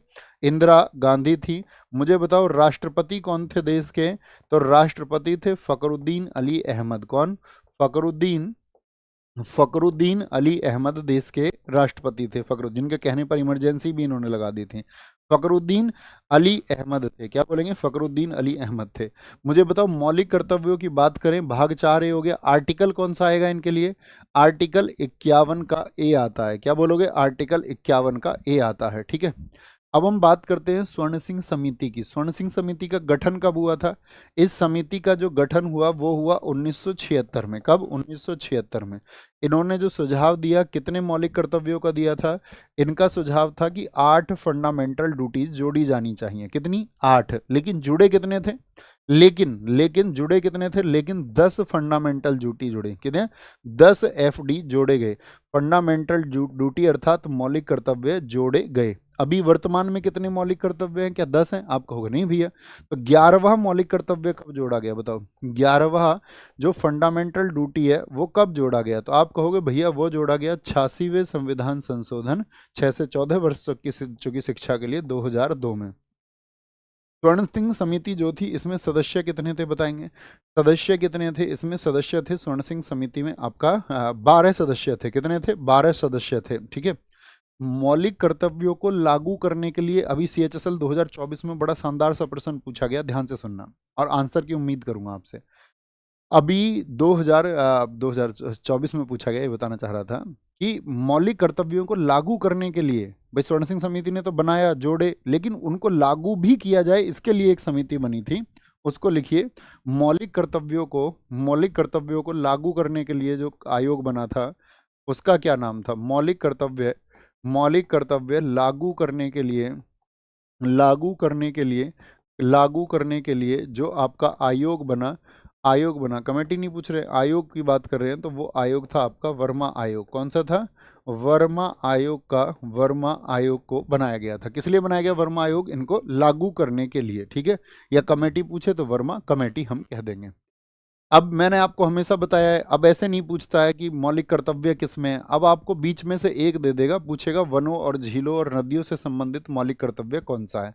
नाम देगा ABCD, तो टोटल 11 हैं, इनको पढ़ के रखना है, ठीक है। इंग्लिश मीडियम वाले इसको पढ़ के रखें। देखो क्या है आपका 51A। ए में क्या है? A4 क्या है आपका? पहली प्रायोरिटी, पहला नंबर जो है वो किस किस का है? तो वो हमारे संस्थानों का है। ध्वज हमारा पहले नंबर पर आएगा। राष्ट्रगान के लिए हम सब एक हैं, एक नंबर। बी में क्या होता है आपका? B4 क्या हो जाता है? दूसरे नंबर पर कौन आएंगे? हमारे जो हमारे क्रांतिकारी थे, जिन्होंने हमारे लिए राष्ट्रीय क्या बोलेंगे, भारतीय स्वतंत्रता संग्राम किया। क्या बोलेंगे? पहला नंबर किनका आएगा? राष्ट्रीय ध्वज हो गया, राष्ट्रगान हो गया, हमारे जितने भी राष्ट्रीय संस्थान हो गए। दूसरा, जिन्होंने हमारे लिए आंदोलन किया। तीन में तीन बातें की गई हैं, किसकी? संप्रभुता की, एकता की, अखंडता की। संप्रभुता, एकता, अखंडता की, तीन में तीन बातें। सी में सवरेनिटी की, यूनिटी की और इंटीग्रिटी की गई है। चौथा देखिए, चौथे में क्या है? चौथा चौथा मौलिक कर्तव्य क्या है? डी, आप याद ही रख लोगे ना, डी चौथा है। देश की रक्षा। देश की रक्षा कैसे करोगे? चारों तरफ से या एक तरफ से करोगे? भैया चारों तरफ से करेंगे देश की रक्षा, चार तरफ से, ठीक है। देश की रक्षा चार तरफ से। पांच में क्या है? पांच में याद रख लेना, ये ई है, ई। पांच में पांचों लोग एक साथ, भाईचार। पांच भाई थे पांडव, पांच भाई थे पांडव। कितने भाई थे? बोलो फटाफट से। पांडव पांच भाई थे। तो भाईचारे की बात किसमें की गई है? भाईचारे की। तो आपसे बस एक वर्ड याद रखना है आपको, ब्रदरहुड की बात किसमें की गई है? ब्रदरहुड की बात ये पांच में की गई है। डिफेंड द कंट्री, भैया चारों साइड से, ठीक है। डिफेंड द कंट्री चारों साइड से। एच की बात, ये सॉरी एफ रह गया। एफ में क्या आता है? एफ, एफ छठा है। छठी क्लास में हमको संस्कृत पढ़ाई जाती थी। जो हमारा साथ है, हमारे साथ में क्या रहता है? हम वनों के साथ रहते हैं, झील, नदियाँ, ये सब हमारे साथ रहती हैं। आठ, कक्षा आठ में हमको वैज्ञानिक सोच, देखिए ये ध्यान से, हमारे देश में मौलिक कर्तव्य भी कहता है कि ये कर्तव्य बनता है कि वैज्ञानिक सोच, मानवतावाद, जांच और सुधार की भावना का विकास करना। लेकिन आपके परिवेश में कभी वैज्ञानिक चर्चाएं हुई हैं? मुझे बताएं फटाफट से। क्या हमारा जनमानस वैज्ञानिक तर्क को स्वीकार करता है? तो आप कहेंगे नहीं भैया, बल्कि उसके दुश्मन लोग बन जाते हैं। और जिस देश में विज्ञान का सम्मान नहीं हुआ, वो देश अपने पिछड़ेपन की तरफ, अपने पतन की तरफ चले जाते रहे। जिन देशों ने विज्ञान का सम्मान किया, वहाँ उन देशों ने तरक्की हासिल की है। लेकिन हमारे यहाँ पर अभी ऐसा कुछ भी नहीं है कि वैज्ञानिक चर्चाएं होती हों। हाँ, हमारे यहाँ धार्मिक चर्चाएं बहुत होती हैं, बहुत होती हैं। लेकिन वैज्ञानिक चर्चाएं, आप धार्मिक चर्चाएं ना करके वैज्ञानिक चर्चाएं करोगे और आप धर्म की बात करोगे तो लोग आपके पीछे पड़ जाएंगे, है ना? ऐसा होता है ना। बोलेंगे, ये याद रखेंगे। आठ में आई, आई, आई, आई, क्या बोलोगे? आई है नो। नो से याद रखना, कभी भी तुम संपत्ति के लिए हिंसा नहीं करोगे। संपत्ति और हिंसा की बात किस में की गई है? नो। आप बोलो नो नो नो, भैया नहीं करेंगे हिंसा। जे क्या होता है? 10 होता है। जे क्या है? व्यक्तिगत और सामूहिक गतिविधि के सभी क्षेत्रों में उत्कृष्टता की दिशा में प्रयास करना, ताकि राष्ट्र निरंतर प्रयास और उपलब्धि के उच्च स्तर तक पहुंचे। के 11वां है, 11वां के है, ठीक है, ये याद रखना है। दिल्ली सल्तनत कालीन पुस्तकें दी गई हैं। इधर एक तरफ लेखक लिखे हैं और एक तरफ लिखी हुई हैं रचनाएं। बोलेंगे भाई फटाफट से, फटाफट से आंसर करेंगे, फटाफट से आंसर करो। जियाउद्दीन बरनी, हसन निजामी, मिनहाज उस सिराज और याहिया बिन अहमद, याहिया बिन अहमद, नाहिया बिन अहमद, क्या कहेंगे? तो जियाउद्दीन बरनी की किताब है तारीख फिरोज शाही। हसन निजामी की किताब है ताजुल मासिर। मिनाज उस सिराज की किताब है तबकात नासरी। बताओ मिनाज उस सिराज किसके दरबार में रहता था? तो इल्तुतमिश के दरबार में था। क्या बोलेंगे? इल्तुतमिश के दरबार में था। याहिया बिन सरहिंदी की कौन सी किताब है? तारीख मुबारक शाही, तारीख मुबारक शाही। तो क्या बन जाएगा जी? बोलो भाई फटाफट से, तीन चार से बना दो भैया। तीन चार तो दो में है, तीसरे को भी देखो, मिनहाज उस सराज का तबकात नासरी। तो सी का दो हो जाएगा, सी का दो। तो ऑप्शन डी एकदम से बन जाएगा, ऑप्शन डी। ये जो किताब है तबकात अकबरी, ये किसकी किताब है? ये निज़ामुद्दीन की किताब है। किसकी है? निज़ामुद्दीन की किताब है। आप मुझे बताओ आईने अकबरी किसकी किताब है? आइन ए अकबरी, आइन अकबरी ही लिख लो। आइन अकबरी ये किसकी किताब है? आइन अकबरी, ये बताओ भाई फटाफट से। आइन अकबरी ये अबुल फजल ने लिखी है। किसने लिखी है? अबुल फजल ने लिखी है। अबुल फजल ने लिखी है। और आइन अकबरी कितने पार्ट में है? फटाफट से आंसर करें। तो आइन अकबरी के तीन पार्ट हैं। एक में अकबर के पूर्वजों के बारे में बताया गया, अकबर का शासनकाल बताया गया है और अकबर के समय की घटनाओं को बताया गया है। तो जो तीसरा भाग है, जो थर्ड पार्ट है अकबरनामा का, ठीक है, इसी को अकबरनामा भी हम कहते हैं। और तीसरे पार्ट को आईने अकबरी भी कहा जाता है, आईने अकबरी भी कहा जाता है। कुछ किताबें पूछ लें जो हमेशा पूछी जाती हैं, 8-7 किताबें पूछेंगे। मुझे बताओ तुगलकनामा किसकी बुक है? तुगलकनामा किसकी बुक है? दिल्ली पुलिस बार बार पूछती आई है, नूर सिपीहर को पूछती है। नूर सिपीहर किसकी बुक है? लैला मजनू किसकी बुक है? तो ये किसकी है? आपका अमीर खुसरो, अमीर खुसरो, अमीर खुसरो, जो 8 शासकों का आपका दरबार देखते हैं, अमीर खुसरो। आप मुझे बताओ तूती नामा किसकी बुक है? तूती, तूती नामा के राइटर कौन है? तूती नामा किताब को किसने लिखा है? तो जिया नक्सवी ने लिखा है। किसने लिखा है? जिया, जिया नक्सवी ने लिखा है, जिया नक्सवी ने। सोचते रहिए, मन मन में बोलते रहिए। हुमायूं नामा बताओ किसने लिखी है? हुमायूं, हुमायूं नामा, हुमायूं की चचेरी बहन क्या नाम था उसका? गुलबदन बेगम ने लिखी है। किसने? गुलबदन, गुलबदन बेगम ने लिखी है। गुलबदन बेगम ने लिखी है। आप मुझे बताओ आलमगीर नामा किसने लिखी है? आलमगीर किसको कहते थे? औरंगजेब को। तो आलमगीर नामा पुस्तक का लेखक कौन है? तो आलमगीर नामा का पुस्तक का लेखक है मोहम्मद वजीम। कौन है? मोहम्मद, मोहम्मद वजीम है, वजीम। ठीक है, जिसको आपका मोहम्मद, मोहम्मद वजीम था या ध्यान नहीं है, देखना आप इसको एक बार, है ना। आलमगीर नामा, मुझे ऐसे ही कुछ ध्यान नाम है इसका। मोहम्मद, मोहम्मद वजीम था या मोहम्मद कासिम, कोई एक है, कोई एक है, उसको याद रखना। ठीक है, देख लेना आप इसको। आलमगीर नामा, आलमगीर नामा। शाहनामा बताओ किसकी है? शाहनामा, शाहनामा किसकी है? शाहनामा है आपका फिरदौसी की। ये तो हमने इसकी कहानी भी आपको अक्सर सुनाई है शाहनामा की। चार चमन एसएससी पूछता है, पिछली बार सीजीएल प्रीलिम्स और आपका मेंस दोनों में पूछा गया, पिछले 2023 वाले में। चार चमन किसकी पुस्तक है? चार चमन ये आपका किसकी पुस्तक है? ये आपका चंद्रभान की है। और ये भी पूछा गया है किसके शासनकाल के दौरान? तो ये शाहजहां के शासनकाल के दौरान लिखी गई थी। आप मुझे बताओ चंदायन किताब को किसने लिखा है? चंदायन, तो चंदायन को लिखा है आपका मुल्ला दाऊद ने। किसने लिखा है? मुल्ला, मुल्ला दाऊद ने लिखा है, मुल्ला दाऊद ने लिखा है। आप मुझे बताओ राज तरंगिणी को किसने लिखा है? राज तरंगिणी को किसने लिखा है? राज तरंगिणी को लिखा है कलहण ने। और क्या बताती है ये पुस्तक? हिस्ट्री ऑफ जम्मू कश्मीर, कश्मीर का इतिहास। यानी सन 1151 तक वहाँ एक राजा थे, राजा थे, उनका नाम था राजा जयसिंह। थे तो वो 1155, लेकिन उनके समय 1151 तक का इतिहास इस पुस्तक में लिखा गया है, इस पुस्तक में लिखा गया है। भैया मोहम्मद कासिम होगा, ओके। आलमगीर नामा मोहम्मद कासिम होगा। क्या होगा? मोहम्मद कासिम होगा, मोहम्मद कासिम। नेक्स्ट है, आगे आएंगे।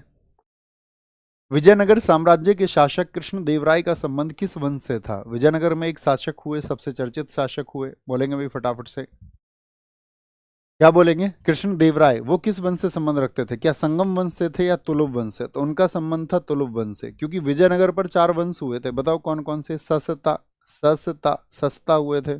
पूछा जाता है पहला वंश कौन सा था उनका? संगम वंश था, संगम। ठीक है, संगम वंश था। दूसरा कौन सा था उनका? सालुव वंश था, सालुव। तीसरा वंश था उनका तुलुव, क्या बोलोगे? तुलुव। और चौथा वंश था उनका अरावीडू, क्या बोलोगे? अरावीडू वंश था, अरावीडू वंश था। ये पूछे जाते हैं सस्ता। आज विजयनगर को एक बार रिवाइज करेंगे, ठीक है। अगर हम बात करते हैं कृष्णदेव राय जी की, तो बताओ ये किस भाषा, किस भाषा के संबंध में ये जाने जाते हैं और इनके दरबार को कहा जाता है? क्या आपका उसका कौन सी भाषा थी? तेलुगु साहित्य का स्वर्णकाल, तेलुगु, तेलुगु, तेलुगु भाषा का स्वर्णकाल, तेलुगु भाषा का स्वर्णकाल किसको कहा जाता है? तेलुगु भाषा का स्वर्णकाल। तो ये जो तेलुगु भाषा थी, इन्होंने एक यहाँ पर बुक लिखी थी इस भाषा में, उस पुस्तक का नाम क्या था? उस बुक का नाम था अमुक्त माल्यद। क्या? अमुक्त माल्यद को इन्होंने लिखा था, अमुक्त माल्यद पुस्तक को इन्होंने लिखा था, अमुक्त माल्यद बुक की इन्होंने रचना की थी। ठीक है, इनके द्वारा, कृष्णदेवराय के द्वारा जो बसाया शहर था वो कौन सा था? इन्होंने एक शहर बसाया था जिसको कहते हैं नागलपुर। क्या बोलोगे? नागलपुर, नागलपुर।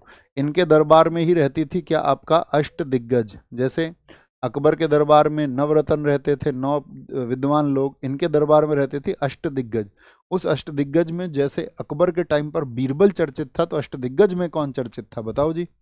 अष्ट दिग्गज, तो अष्ट दिग्गज में एक व्यक्ति थे तेनाली राम। क्या बोलोगे? तेनाली, तेनाली राम थे, तेनाली राम थे, तेनाली राम। ठीक है, जो विजयनगर साम्राज्य है ये किस राजा के समय पर स्थापित हुआ था? तो विजयनगर 1336 में, ये हमने आपको बताया था, मोहम्मद बिन तुगलक, एमबीटी के समय पर। किसके समय? मोहम्मद बिन तुगलक के समय पर। किसने इसकी स्थापना की थी? हरिहर और बुक्का ने। क्या बोलोगे? हरिहर और बुक्का ने, बुक्का ने। किस नदी के किनारे था ये साम्राज्य? तो ये था तुंगभद्रा नदी के किनारे। किसके? तुंगभद्रा नदी के किनारे ये साम्राज्य था। इसकी जो राजधानी थी वो कौन सी थी? हम्पी थी। क्या बोलोगे? राजधानी जो थी वो इसकी क्या थी? हम्पी थी, हम्पी, हम्पी। ठीक है, हम्पी इसकी राजधानी थी। ऐसे ही मोहम्मद बिन तुगलक के समय एक साम्राज्य और बना था, बहमनी वंश। बताओ किस वर्ष में? बहमनी वंश, उसको भी आज आप होमवर्क में डालोगे, लिखो साइड में टारगेट में। विजयनगर साम्राज्य हो गया, बहमनी वंश हो गया। तो कब बना था? 1347 में। किसने? हसन गंगू ने। किसने? हसन गंगू ने। और इसने जो राजधानी बनाई थी वो बनाई थी गुलबर्गा। क्या बोलोगे? इसने राजधानी बनाई थी गुलबर्गा। गुलबर्गा इसकी राजधानी हुआ करती थी, गुलबर्गा, गुलबर्गा। ठीक है, ये आपको बताना है। मराठी भाषा का एक साम्राज्य था ये। नेक्स्ट, इनमें से किसने बाबर को सरे पुल के युद्ध में पराजित किया था? बाबर को पराजित किया था। बच्चे बात नहीं करेंगे कक्षा में कोई भी, ये पढ़ सकते हैं वो पढ़ सकते हैं, कुछ बातें नहीं, क्लास 1 में बता चुके हैं, एग्जाम का नाम ऊपर लिखा हुआ है। इसके अलावा कोई बातें नहीं, खुद को फोकस पे रखिए। रिक्वेस्टिंग टू यू, आप सबसे प्रार्थना है, ठीक है, जो बच्चे बहुत पढ़ने आते हैं, अच्छे बच्चे, उनको पढ़ने दिया करो, उनको डिस्टर्ब मत किया करो। आप भी पढ़ा करो। चलिए, किसने बाबर को सरे पुल के युद्ध में पराजित किया? अब्दुल खां उज्बेक। देखिए, आपको कोई प्रश्न नहीं पता है तो कोई दिक्कत नहीं है, लेकिन आप खुद से ही वादा करिए, नेक्स्ट टाइम जब कभी भी प्रश्न मेरे सामने आएगा तो मैं आंसर करूंगा। यही तैयारी बेहतर करने का तरीका है। तो अब्दुल खां उज्बेक था या सहबानी खान था? तो किसने पराजित किया था? आपका सहबानी खान ने पराजित किया था। ठीक है, उज्बेक ने भी पराजित किया था आपका 1501 में, सहबानी खान ने पराजित किया आपका 1501 में। किसमें? 1501 में, 1501 में। आप मुझे बताओ, बाबर की अगर हम बात करते हैं, बाबर ने मुगल वंश की स्थापना की थी। लोधी वंश के बाद में क्या दिल्ली सल्तनत खत्म हो गई थी? मुगल कब से कब तक रहे भारत में? फटाफट से बताओ। मुगलों की बात करते हैं, मुगल भारत में प्रवेश करते हैं 1526 से, और कब तक रहे? 1857 तक रहे। बस बीच में 15 वर्ष नहीं रहे थे। कौन से 15 वर्ष नहीं रहे? 1540 से लेकर के 1555 तक ये नहीं रहे थे, क्योंकि बीच में क्या आ गया था? आपका सूर साम्राज्य आ गया था। तो कुल कितने वर्ष रहा बताएंगे? तो आप कहेंगे भैया कुल कहें तो 331 वर्ष रहे, लेकिन बीच के 15 वर्ष नहीं रहे, तो 316 वर्ष रहे। कितने साल रहे? 316 साल ये आपका रहे थे। अब बाबर की बात कर लो। बाबर के 4 युद्ध सबसे महत्वपूर्ण है, कौन कौन से बताओ? 1526 में उसने क्या लड़ा था? 1527 में उसने क्या लड़ा था? 1528 में उसने क्या लड़ा? 1529 में उसने क्या लड़ा था? 1526 में उसने पानीपत का प्रथम युद्ध लड़ा। क्या बोलेंगे? पानीपत का प्रथम युद्ध लड़ा था। किसके खिलाफ लड़ा था? इब्राहिम लोदी के खिलाफ, versus Ibrahim Lodi, IL for Ibrahim Lodi. 1527 की बात करें, उसने खानवा का युद्ध लड़ा था, खानवा का युद्ध। और यहीं पर उसने क्या बोलेंगे? जिहाद का नारा दिया, जिहाद का नारा दिया था, जिहाद का नारा। और यहीं पर उसने गाजी की उपाधि धारण कर ली, यानी विधर्मी का कत्ल करने वाला। 1527 ये जो खानवा का युद्ध उसने लड़ा था, किसके खिलाफ लड़ा था, ये आपको बताना है। तो ये युद्ध था राणा सांगा जी के खिलाफ। किसके खिलाफ था? बाबर ने ये युद्ध लड़ा राणा सांगा जी के खिलाफ। 1528 की अगर हम बात करें, तो यहाँ चंदेरी का युद्ध था, जो कि उसने किसके खिलाफ लड़ा था? मेदनी राय के खिलाफ। किसके खिलाफ? मेदनी राय के खिलाफ। और यहाँ पर 1529 में घाघरा का युद्ध, जो कि जल और थल दोनों पर हुआ, ये लोदियों के खिलाफ उसने लड़ा था। किसके? लोदी वंश के खिलाफ उसने लड़ा था। लोदी वंश बोल दें या अफगानों के खिलाफ बोल दें, क्योंकि यही अफगान थे, अफगानों के विरुद्ध, अफगानों के विरुद्ध उसने इस युद्ध को लड़ा था। ठीक है, आप मुझे बताओ, बाबर ने अपनी किताब लिखी, अपनी आत्मकथा लिखी।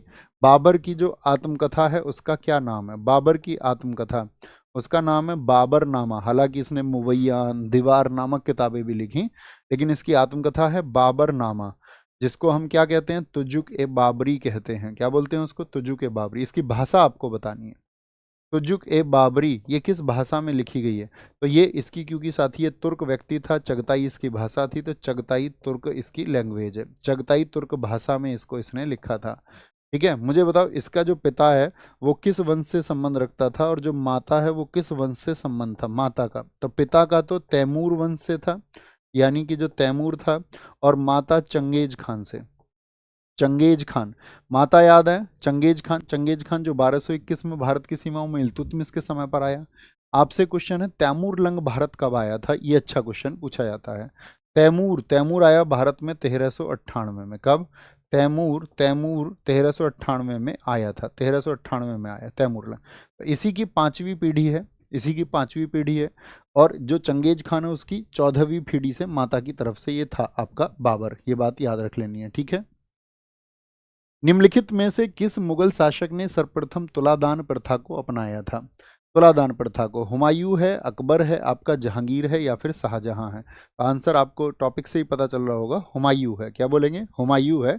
और हुमायूं के बारे में अगर बात करें, हुमायूं 2 बार गद्दी पे बैठता है। तो बाबर की मौत कब हुई? 1530 में हुई। तो बाबर बाबर जो रहा था, बाबर तो 4 वर्ष ही रहा। बाबर बाबर 1526 से 1530 रहा। इसके बाद में हुमायूं रहा 1530 से 1540, इसको भागना पड़ा यहाँ से। और फिर 15 साल के बाद में मच्छीवाड़ा के युद्ध के द्वारा आता है और सरहिंद के युद्ध को जीत करके आता है, और 1556 में सीढ़ियों से गिर के इसकी मौत हो जाती है। ठीक है बॉस। तो कितने वर्ष इसने शासन किया? 10 वर्ष तो यहाँ पर और 1 वर्ष यहाँ पर। कुल हुमायूं का जो शासन काल है वो 11 वर्षों का रहा था। इस दौरान इसने क्या क्या किया? 1531 कौन सा अभियान किया था इसने? 1531 में इसने कालिंजर, शुरुआत में सफल था कालिंजर अभियान। इसके तो कहते हैं समय पर कौन व्यक्ति एक आ गया जो इसके लिए नुकसान कर जाता है? शेर शाह सूरी। 1532 में देवरिया का अभियान किया। देवरिया देवरिया अभियान इन्होंने किया। 1533 में दीन पनाह की स्थापना की। दीन पनाह क्या था बताओ फटाफट से। दीन पनाह की स्थापना, दीन पनाह क्या था ये आपको बताना है। दीन पनाह एक पुस्तकालय था जिसकी सीढ़ियों से गिर करके हुमायूं की मौत हुई थी, जिस पर स्टैनले लैंडपूल ने कहा था कि हुमायूं का पूरा जीवन लड़खड़ाते हुए बीता और अंत में उसकी मौत भी लड़खड़ाते हुए हो गई, अंत में मौत भी। तो 1533 हो गया। 1539 में इसने बंगाल को जीता था। 1539 में बंगाल जीता। हुमायूं ने बंगाल का नाम क्या कर दिया था? बंगाल जीता और नाम बदल के इसका क्या बोल दिया था? जन्नताबाद। जन्नताबाद इसका नाम कर दिया था बंगाल का। ठीक है, यहां तक ये सफल था। लेकिन फिर क्या होता है? 1539 में एक युद्ध हुआ जिसको हम बोलते हैं 1539 चौसा का युद्ध। क्या बोलते हैं? चौसा वॉर उसको हम बोलते हैं। किस किस के बीच हुआ था? चौसा का युद्ध। चौसा का युद्ध हुआ, ये हुआ आपका हुमायूं और शेर शाह सूरी। किसके बीच में? हुमायूं और शेर शाह सूरी के बीच में हुआ। हुमायूं और शेर शाह सूरी के मध्य ये युद्ध होता है, चौसा का युद्ध। चौसा का किस नदी के किनारे हुआ था? ये कर्मनाशा नदी के किनारे हुआ। किसके किनारे? कर्मनाशा नदी। ठीक है, गंगा और गंगा इनके बीच में ये युद्ध हुआ था। इसमें क्या बोलेंगे, जो जीत हुई वो किसकी हुई थी? शेर शाह सूरी की। हुमायूं तो कर्मनाशा नदी में कूद गया था, वहां की जान उसकी एक निजाम नामक भिस्ती ने बचाई थी, वहां से भाग गया। फिर 1540 में फिर से एक युद्ध होता है, 1540 में, जिसको हम बोलते हैं कन्नौज। कन्नौज या फिर बिलग्राम का युद्ध। कन्नौज या बिलग्राम का वॉर उसको कहते हैं। कन्नौज या बिलग्राम वॉर, बिलग्राम युद्ध उसको कहते हैं।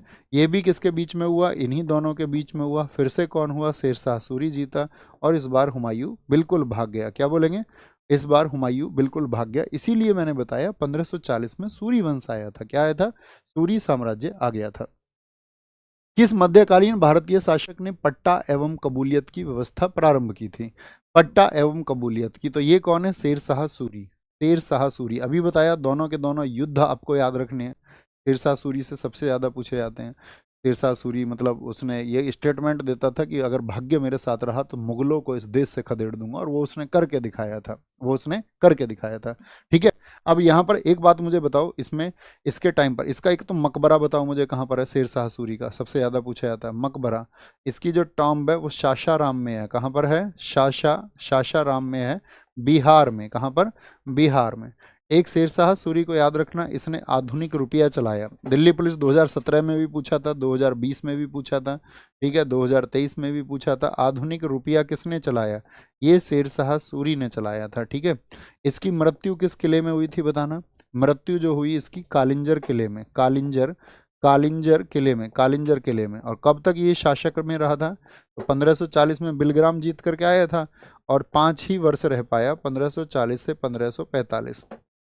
इसने एक विभाग बनवाया था लगान और अर्थव्यवस्था के लिए। उस विभाग का क्या नाम था? इसकी अगर हम बात करते हैं साथी, इसने लगान और अर्थव्यवस्था के लिए एक विभाग बनवाया था। अर्थव्यवस्था के लिए एक विभाग बनवाया था जिसको बोलते थे दीवान ए वजारत। क्या? दीवान ए वजारत उसको कहा गया है। दीवान ए वजारत उसको कहा गया है। साथ ही इसने एक डिपार्टमेंट और बनवाया था गुप्तचरों के लिए। गुप्तचरों के लिए जो विभाग बनवाया उसको बोला गया बरीद ए मुमालिक। क्या बोला गया? बरीद ए मुमालिक। कहते हैं इसकी गुप्तचर व्यवस्था बहुत बेहतरीन थी। बरीद ए मुमालिक इसको कहा जाता है। क्या आप मुझे बता सकते हैं शेर शाह सूरी के बचपन का नाम क्या था? इसके बचपन का नाम अगर पूछे, शेर शाह के बचपन का नाम जो था वो था फरीद खान। क्या बोलेंगे? फरीद खान इसको कहा जाता है। फरीद खान। ठीक है, फरीद खान। नेक्स्ट।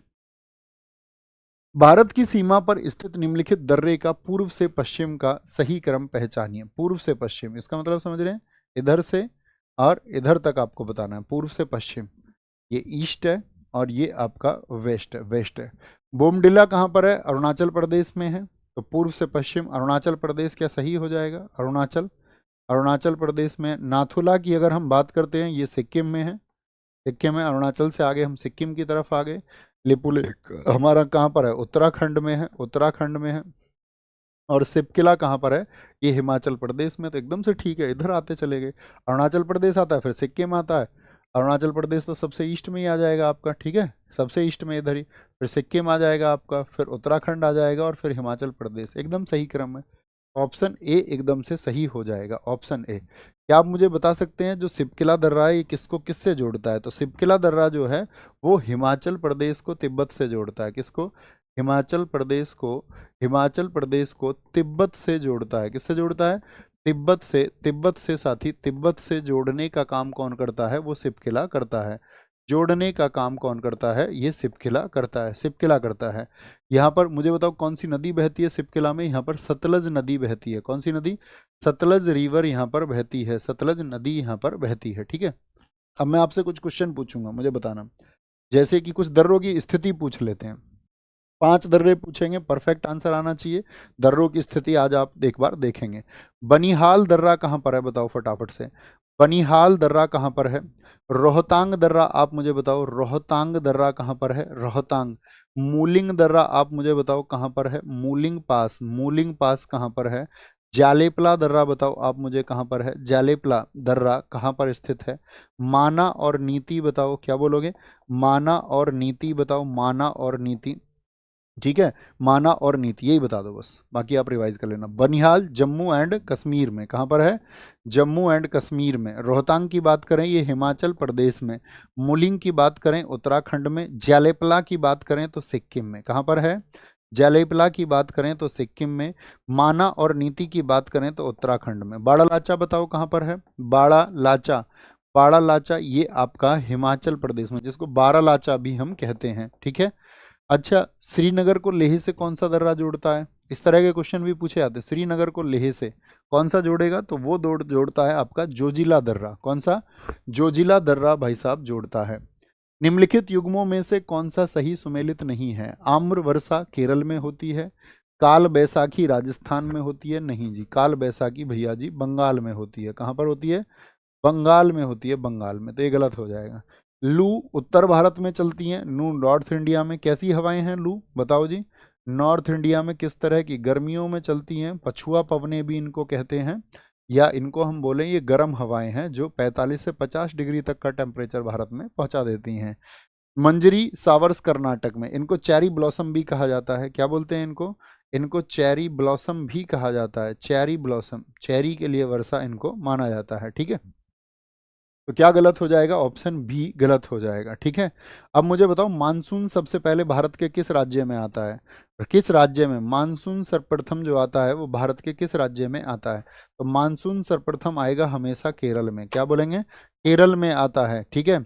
और किस पवन के द्वारा आता है? तो याद रख लेना, साउथ वेस्ट जो हवाएं होती हैं, यानी कि दक्षिण पश्चिम जो पवन होती हैं, दक्षिण पश्चिम पवन उसके द्वारा आता है। पवन के द्वारा ये मानसून आता है। कहाँ पर? केरल में। क्योंकि केरल की स्थिति आप देख लीजिए, क्या स्थिति होगी केरल की? केरल कहाँ पर है आपका? इधर। तो इधर साउथ हो गया और इधर वेस्ट हो गया। क्या बोलेंगे? साउथ और वेस्ट हो गया। तो साउथ वेस्ट की तरफ से, कॉमन सी बात है।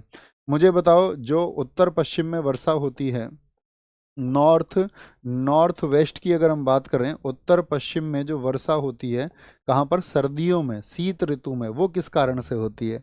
शीत ऋतु में वो किस कारण से होती है? तो वो होती है पश्चिमी विक्षोभ के कारण, पश्चिमी विक्षोभ के कारण। और पश्चिमी विक्षोभ कहाँ पैदा होते हैं? मेडिटेरियन सी में, यानी कि भूमध्य सागर में उत्पन्न होते हैं। कहाँ पर होते हैं? भूमध्य सागर में, भूमध्य सागर में ये आपका उत्पन्न होते हैं, भूमध्य सागर में उत्पन्न होते हैं आपका पश्चिमी विक्षोभ, जिसकी वजह से क्या होता है? उत्तर पश्चिम में वर्षा होती है। सबसे ज्यादा वर्षा भारत में कहाँ पर होती है? बताइए जरा परफेक्ट सा आंसर। सर्वाधिक वर्षा कहाँ पर होती है? तो सर्वाधिक जो वर्षा होती है, सर्वाधिक वर्षा वो होती है आपका कहाँ पर भैया? माशिन राम में होती है। और माशिन राम कहाँ पर है? माशिन राम कहाँ पर है? ये है आपका मेघालय में। मेघालय में इसमें 11,000 सेंटीमीटर से भी ज़्यादा वर्षा होती है। वर्षा की जो एक बार क्वेश्चन पूछा जाता है, वर्षा वर्षा वर्षा जो निर्भर करती है वो किस पर निर्भर करती है? तो वायुमंडल में जो नमी की मात्रा है, क्या एटमॉस्फेयर में ह्यूमस कितना है? वायुमंडल में नमी की मात्रा पर वर्षा निर्भर करती है, नमी की मात्रा पर। और वर्षा को मापा किससे जाता है बताइए जरा? वर्षा की जो माप होती है, कितने सेंटीमीटर वर्षा हुई है, रेन गेज से होती है। किससे होती है? रेन गेज रख करके उसको मापा जाता है, ठीक है। अगर हमको कहीं पर कृत्रिम वर्षा करानी है, कृत्रिम वर्षा, जैसे दिल्ली में भी बात चली थी कि भाई आपका AQI बहुत खराब हो गया है। आपको पता है दिल्ली में जो औसत जिंदगी है वो आपका 10 साल घट चुकी है लगभग। इतना ज़्यादा पॉल्यूशन वहाँ पर है। और पॉल्यूशन के लिए जो बजट है उसको सरकारें प्रयोग में नहीं ला रही हैं। सबसे विडंबना की बात ये है, ठीक है। पिछली सरकारें भी, वर्तमान भी। और आपके जीवन का कुछ पड़ा नहीं है किसी को, ठीक है। आप बोलेंगे सर एक बार UPSI के बच्चों के बारे में विचार कीजिए, बहुत उम्मीद है सर आपसे, सब क्लास में रिक्वेस्ट कर रहे, कोई सुन नहीं रहा। मतलब क्या हो गया UPSI के लिए? क्या चाहते क्या हो ये बताओ? UPSI के लिए टॉपिक्स कराएंगे, स्पेशल GS के जो टॉपिक्स है कराएंगे आपको, निश्चिंत रहिए। हम बोलते हैं खुद, हम जो बोलते हैं वो हम करते हैं, जो हम नहीं बोलते हैं वो हम डेफिनेटली करते हैं, ठीक है। तो बोल दिया तो करेंगे, डोंट वरी, चिंता नहीं करनी है यार, हम हैं तो। नहीं ऐसे नहीं, तुम हो तो हम हैं, ठीक है। बताओ जी, कृत्रिम वर्षा किससे होती है? कृत्रिम वर्षा आर्टिफिशियल रेन जो होती है वो होती है आपका सिल्वर आयोडाइड। क्योंकि आजकल बच्चों का ईगो बहुत हो गया, बोले अच्छा ऐसे कह रहे हो कि तुम हो तो हम हैं। ठोस कार्बन डाइऑक्साइड से भी, ठोस CO2 से भी हम ये करा सकते हैं, ठीक है। ठोस CO2, सोडियम आपको NaCl से भी इसको हम करा सकते हैं, है ना। चलें जी बॉस, चलें। फटाफट से आंसर करेंगे, फटाफट से आंसर करेंगे। सर अक्षय कुमार का डायलॉग है ये। अरे मैं ही लिख के देता हूँ उसको डायलॉग, अक्षय कुमार को। बात करता रहता, वो फोन कर लेता कई बार। वो पूछते ले हमसे, बोले भैया ये डायलॉग बोल दूं? मैंने कहा बोल दो यार। वो ये कहता है ना कि हमारे तो जो वो है ना जी फॉलोवर्स, जो हमको चाहते हैं वो तो सब तरह के लोग हैं, लेकिन तुम्हारे वाले जो है ना, जो तुमको चाहते हैं वो पढ़े लिखे लोग हैं। तुम्हारा वाला जो क्राउड है ना वो शिक्षित क्राउड है।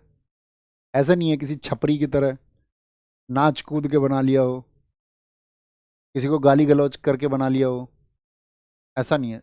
हमारा एक सभ्य सभ्य लोगों का संगठन है हमारा, सभ्य लोग। और सभ्य लोग और शिक्षित लोग इस दुनिया में सबसे ताकतवर लोग होते हैं। असभ्य हो सकता है कुछ दिन के लिए माहौल बना ले, लेकिन अंत में सभ्यता की ही विजय होती है। उसी को कहा जाता है सत्यमेव जयते, अंत में सत्य की ही जीत होती है। चलिए,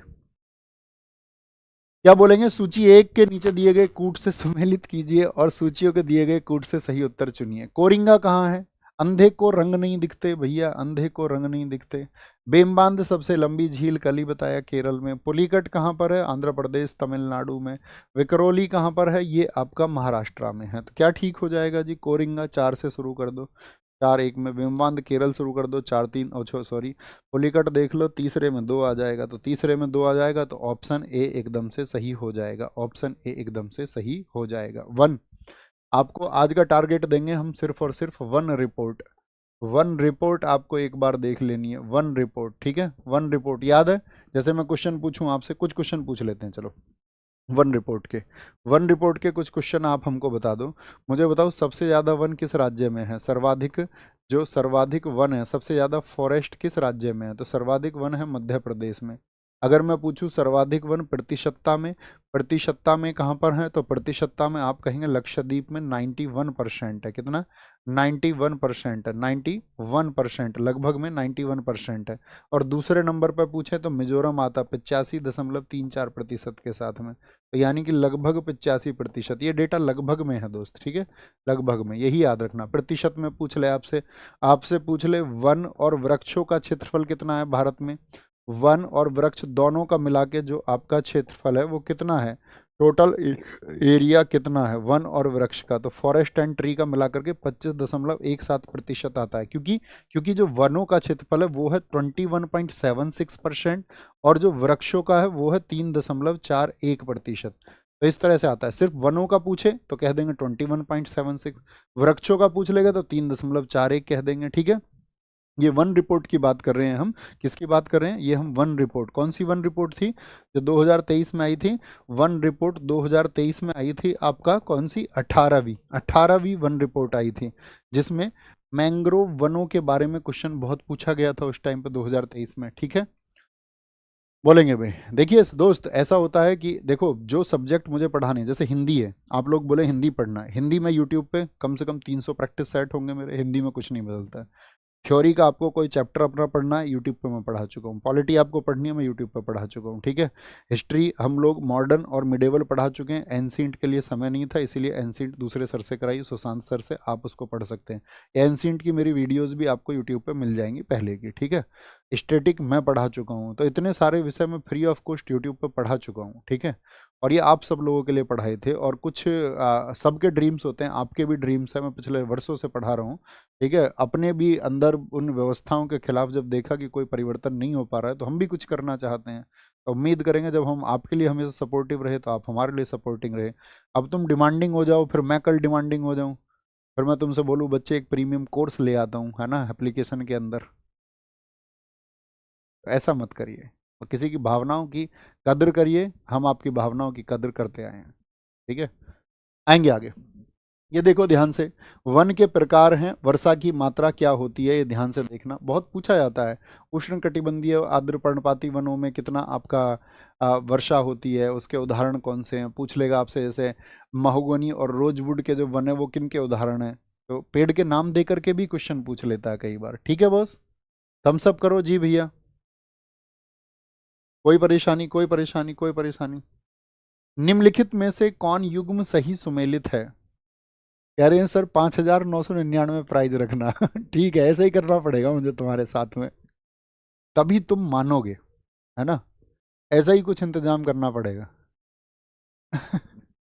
निम्नलिखित में से कौन सा युग्म सही है बताएंगे? जलोढ़ मिट्टी जिसमें नाइट्रोजन और ह्यूमस की अधिकता होती है। नहीं जी, नाइट्रोजन और ह्यूमस की तो अधिकता होती है, नमी की, जो कार्बनिक पदार्थ होते हैं, लेकिन नाइट्रोजन की कमी होती है जलोढ़ में हमेशा। जलोढ़ में हमेशा नाइट्रोजन की कमी होती है। जलोढ़ भारत में एक ऐसी मिट्टी है जो सबसे ज़्यादा क्षेत्रफल पर पाई जाती है। बताओ कितने प्रतिशत क्षेत्र पर ये पाई जाती है? तो आप कहोगे 43% एरिया पर ये पाई जाती है, जो नदियों द्वारा लाई जाती है। तो नवीन जलोढ़ को क्या कहते हैं? नवीन जलोढ़ को बोलो भी फटाफट से, नवीन जलोढ़ को क्या कहते हैं? नवीन जलोढ़, जलोढ़, नवीन जलोढ़, क्या बोलोगे? नवीन जलोढ़ को क्या कहते हैं? नवीन जलोढ़ को। पुरानी जलोढ़ को क्या कहते हैं? पुरानी, पुरानी जलोढ़ को, पुरानी जलोढ़ को क्या कहते हैं? नवीन जलोढ़ को क्या बोलते हैं? आपका खादर, खादर कहते हैं, खादर। पुरानी जलोढ़ को क्या कहा जाता है? बांगर कहा जाता है, बांगर। अभी मैं थोड़ा प्रैक्टिस सेट के मूड में हूँ, नहीं तो बहुत सारी बातें हम आपसे करते हैं। ठीक है, आगे आएंगे। बोलेंगे भाई सर आप कितने दिखाएंगे, सर आप कितने साल कितने साल तक पढ़ाओगे और पैसे कमाओगे? ये सही क्वेश्चन है। चलो भाई, जलोढ़, जलोढ़ मिट्टी, जलोढ़ मिट्टी। ये सवाल दोस्त तुमको जो है ना, सही बताऊं तो उनसे पूछना चाहिए जो आपकी फीस इतनी लेते हैं, लाख रुपए जो फीस ले रहे हैं, वो वाले। उनसे तुमने कभी पूछा? पूरा देश सुन रहा है, सबको, उनको सुनता है बड़े अच्छे से, बड़ी अच्छी अच्छी बातें होती हैं। और वहाँ मतलब वो लाखों फीस ली जाती है लाखों बच्चों से, और लाखों बच्चों से वो लाखों फीस लेने के बाद में जो उनकी सफलता का प्रतिशत होता है वो होता है लास्ट में 5 से 10। ठीक है, किसी किसी का 20 भी हो जाता है, मतलब 20 छात्र लगे। और मैं आपको बताऊं कि हम लगभग हर साल 1 लाख लोगों को औसतन नौकरी देते रहे। औसत बता रहा हूं मैं आपको, यानी कि इसका मतलब है कि 1 लाख सिलेक्शन ऐसे होते रहे जो किसी ना किसी रूप में बच्चा हमसे जुड़ा हुआ था, चाहे किसी भी रूप में जुड़ा रहा हो। तो लगभग 7 से 8 लाख नौकरियों का सफर अब तक तय किया है। ये शायद किसी के हिस्से में नहीं आएगा, है ना, किसी के हिस्से में नहीं आएगा। आ भी जाए तो शायद अलग बात है। ठीक है, क्योंकि कंपैरिजन तो देखो कोई किसी का हो नहीं सकता, लेकिन सत्य यही है। और दूसरी बात ये है, ये आप उनसे पूछें जिनके चंद सिलेक्शन होते हों, चंद।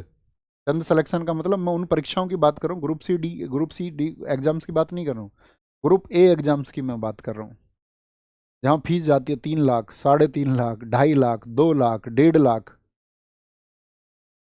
तो ये सवाल आपको उनसे करना चाहिए। उस बेचारे आदमी से क्या सवाल करोगे? कल भी मैंने कहा ना, आप अपने जमीर को जिंदा करके पूछिए। कल जो सवाल मैंने किया था आपसे, वो सवाल आप खुद से पूछ के देखो। यार एक ऐसा इंसान ढूंढ के तो लेके आओ, इस जगत में ढूंढ के लेके आओ, भारतवर्ष छोड़िए, पूरे जगत में। ठीक है। नहीं मिलेगा। तो बस इतनी सी बात है। बताओ जी, लाल मिट्टी क्या होती है? एक्सेसिव लीचिंग करती है। एक्सेसिव लीचिंग का मतलब क्या होता है? निच्छालन का मतलब क्या होता है? जो रासायनिक पदार्थ होते हैं वो घुल कर मिट्टी के अंदर पहुंच जाते हैं। ये लाल मिट्टी में बहुत होता है, लाल मिट्टी में बहुत होता है। तो सही बात है। लेटराइट मिट्टी में पोटास की अधिकता होती है? नहीं भैया, कमी होती है, कमी। आएंगे बॉस, एक बार वापस आएंगे। अपनी थोड़ी मतलब बातचीत करने का मन होता तो कर लेते, थोड़ा सा सुन लिया करो, ये रिक्वेस्ट है, सिर्फ इतनी सी। काली मिट्टी में लोहे की विपन्नता, डिफिशियंसी होती है या कमी होती है? नहीं भैया, संपन्न होती है। काली मिट्टी तो लोहे में क्या होती है? संपन्न होती है काली मिट्टी। काली मिट्टी का नाम बताओ दूसरा और क्या होता है? काली मिट्टी को हम रेगुर मृदा भी कहते हैं। क्या कहते हैं इसको?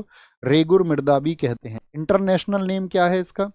इंटरनेशनल नेम क्या है? इंटरनेशनल नेम क्या है? वो चेरनोजम है। और कभी भी आपको लगे कि नहीं हमें कोई बात हमने गलत बोल दी, तो उसके लिए हम आपसे माफी मांगते हैं। बाकी हम गलत बोलते नहीं है कभी भी। ठीक है, बस आईक्यू लेवल है अपना अपना समझने का, कभी नेवर नहीं। अपनी बातें बस गहरी हैं। कह रहे हैं देखो सर जी सोनू सूद है। अब कुछ हो सकता है इस यूथ का? हम पढ़ाने के मामले में कह रहे थे सोनू सूद है। सोनू सूद कहाँ हिस्ट्री पढ़ा रहे हैं भैया? कोई सचिन तेंदुलकर लिख रहा है इनके कोई आईक्यू लेवल है इनका? इनका बौद्धिक स्तर है कुछ की? बातें किस बारे में चल रही हैं और तुलना कहाँ किससे कर रहे हैं? चलो तुम यहाँ आओ, तुम वापस इसको रटो, इधर देखो तुम। निम्नलिखित युग्मों में से कौन सही सुमेलित नहीं है? बोलेंगे फटाफट से, कौन सही सुमेलित नहीं है? सब कुछ ठीक है दुनिया में, कोई व्यक्ति अकेले कुछ नहीं बदल सकता और दुनिया अपने पतन की तरफ जाएगी। ये बात हम अपने मन में स्वीकार कर चुके हैं। ठीक है, आप स्वीकार नहीं करना चाह रहे होंगे तो बात अलग है, लेकिन फिर भी हम सब लोगों को प्रयासरत रहना पड़ता है। ठीक है, कुछ अच्छा करने के लिए, वो अच्छा हम करना चाहते हैं। ठीक है, आगे आएंगे, नेक्स्ट। आगे आएंगे। निम्नलिखित युग्मों में से कौन सही सुमेलित है? एक बात पर दी एंड कर दूं, आएंगे आगे। फटाफट से आंसर करें भैया, आंसर करें। अब तुमने इतने सारे नाम लिख दिए हैं दुनिया भर के, सब पैसे लेते हैं, कोई नहीं पढ़ाता फ्री। कोई भी नाम ले लो आप, सबके एप्लीकेशन में किसी का 200 रुपये का कोर्स है, किसी का 500 रुपये का कोर्स है अपने नाम पे इंडिविजुअल टीचर के, किसी का 999 का है। ऑफलाइन में 10,000 20,000 फीस है। कोई टीचर नहीं मिलेगा जिसका, मैं ये कह रहा हूँ, कोई एक ऐसा व्यक्ति बताओ जिसका इंडिविजुअल कोर्स ना हो और इस देश में एक पॉपुलर टीचर हो। इंडिविजुअल कोर्स, खुद का कोर्स ना हो, खुद का कोर्स ना हो, और और पॉपुलर हो। देखो शुरुआत में तो बहुत आते हैं, जो लोग अभी स्ट्रगल कर रहे हैं, हो सकता है वो लोग, बहुत सारे लोग फ्री पढ़ा रहे हों, कल शायद वो फ्री ना पढ़ाए, या उनकी एथिक्स से शायद वो पढ़ा भी सकते हैं लेकिन वो कल पर डिपेंड होगा। मैं कह रहा हूँ जिनके पास में मिलियंस में व्यू थे, जिनको करोड़ों स्टूडेंट्स देखते थे, लाखों स्टूडेंट्स देखते थे, वो ऐसे कौन कौन लोग हैं? सिर्फ एक छोटी सी बात, नो वन, कोई नहीं मिलेगा। कोई नहीं, कोई नहीं, कोई नहीं। यहाँ अब तुम वापस, इतनी सी बात का उत्तर, अब तुम दुनिया में जितना तुम्हें ज्ञान हो उस हिसाब से आप, चलो आएंगे आगे, फटाफट से आंसर करें। निम्नलिखित युग्मों में से कौन सही सुमेलित नहीं है? कौन सही सुमेलित नहीं है? बड़ा बताओ फटाफट से।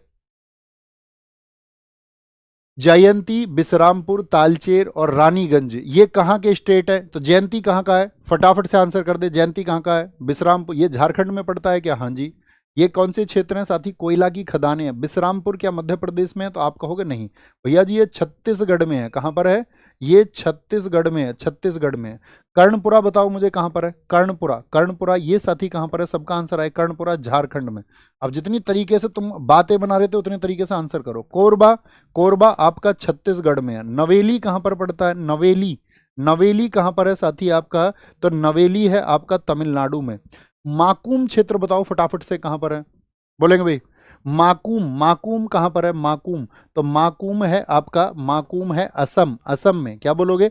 माकूम है असम में। गिरिडीह, गिरिडीह क्या बोलेंगे? गिरिडीह कहाँ पर क्षेत्र पड़ता है? गिरिडीह बोल दीजिए, गिरिडीह। ये कहाँ का है? ये झारखंड का है। सोहागपुर कहाँ का है? बोलोगे फटाफट से। सोहागपुर कहाँ का है? सोहागपुर ये आपका एमपी का है। लाल मटिया कहाँ का है? बोलो फटाफट से। लाल मटिया कहाँ का है? लाल मटिया कहाँ का है? झारखंड का है। क्या बोलोगे? झारखंड का है। अगर मैं आपसे पूछूं भारत का कौन सा क्षेत्र है जहां सबसे ज्यादा कोयला उत्पादन होता है? कोयला उत्पादन सबसे ज्यादा कहां पर होता है? कोयला उत्पादन, क्या बोलोगे? कोयला उत्पादन सबसे ज्यादा कहां पर होता है? कोयला उत्पादन, कोयला उत्पादन। तो कोयला उत्पादन जो होता है वो साथी होता है आपका छोटा नागपुर पठार। क्या बोलोगे?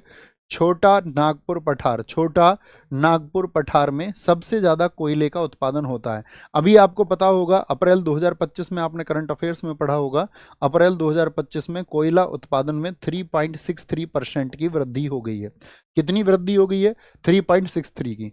मुझे बताओ सर्वाधिक जो कोयला उत्पादन में, कोयला उत्पादन में सबसे ज्यादा कौन से नंबर पर आता है? सबसे पहला राज्य कौन सा आता है कोयला उत्पादन में? किसका नाम आता है कोयला उत्पादन में सबसे ज्यादा?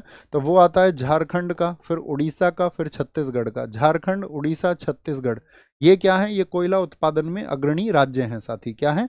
अग्रणी राज्य हैं। सबसे आगे वाली लिस्ट में ये आपका है। आगे चलेंगे। 1991 के आर्थिक सुधार, इकोनॉमिक रिफॉर्म्स ऑफ 1991।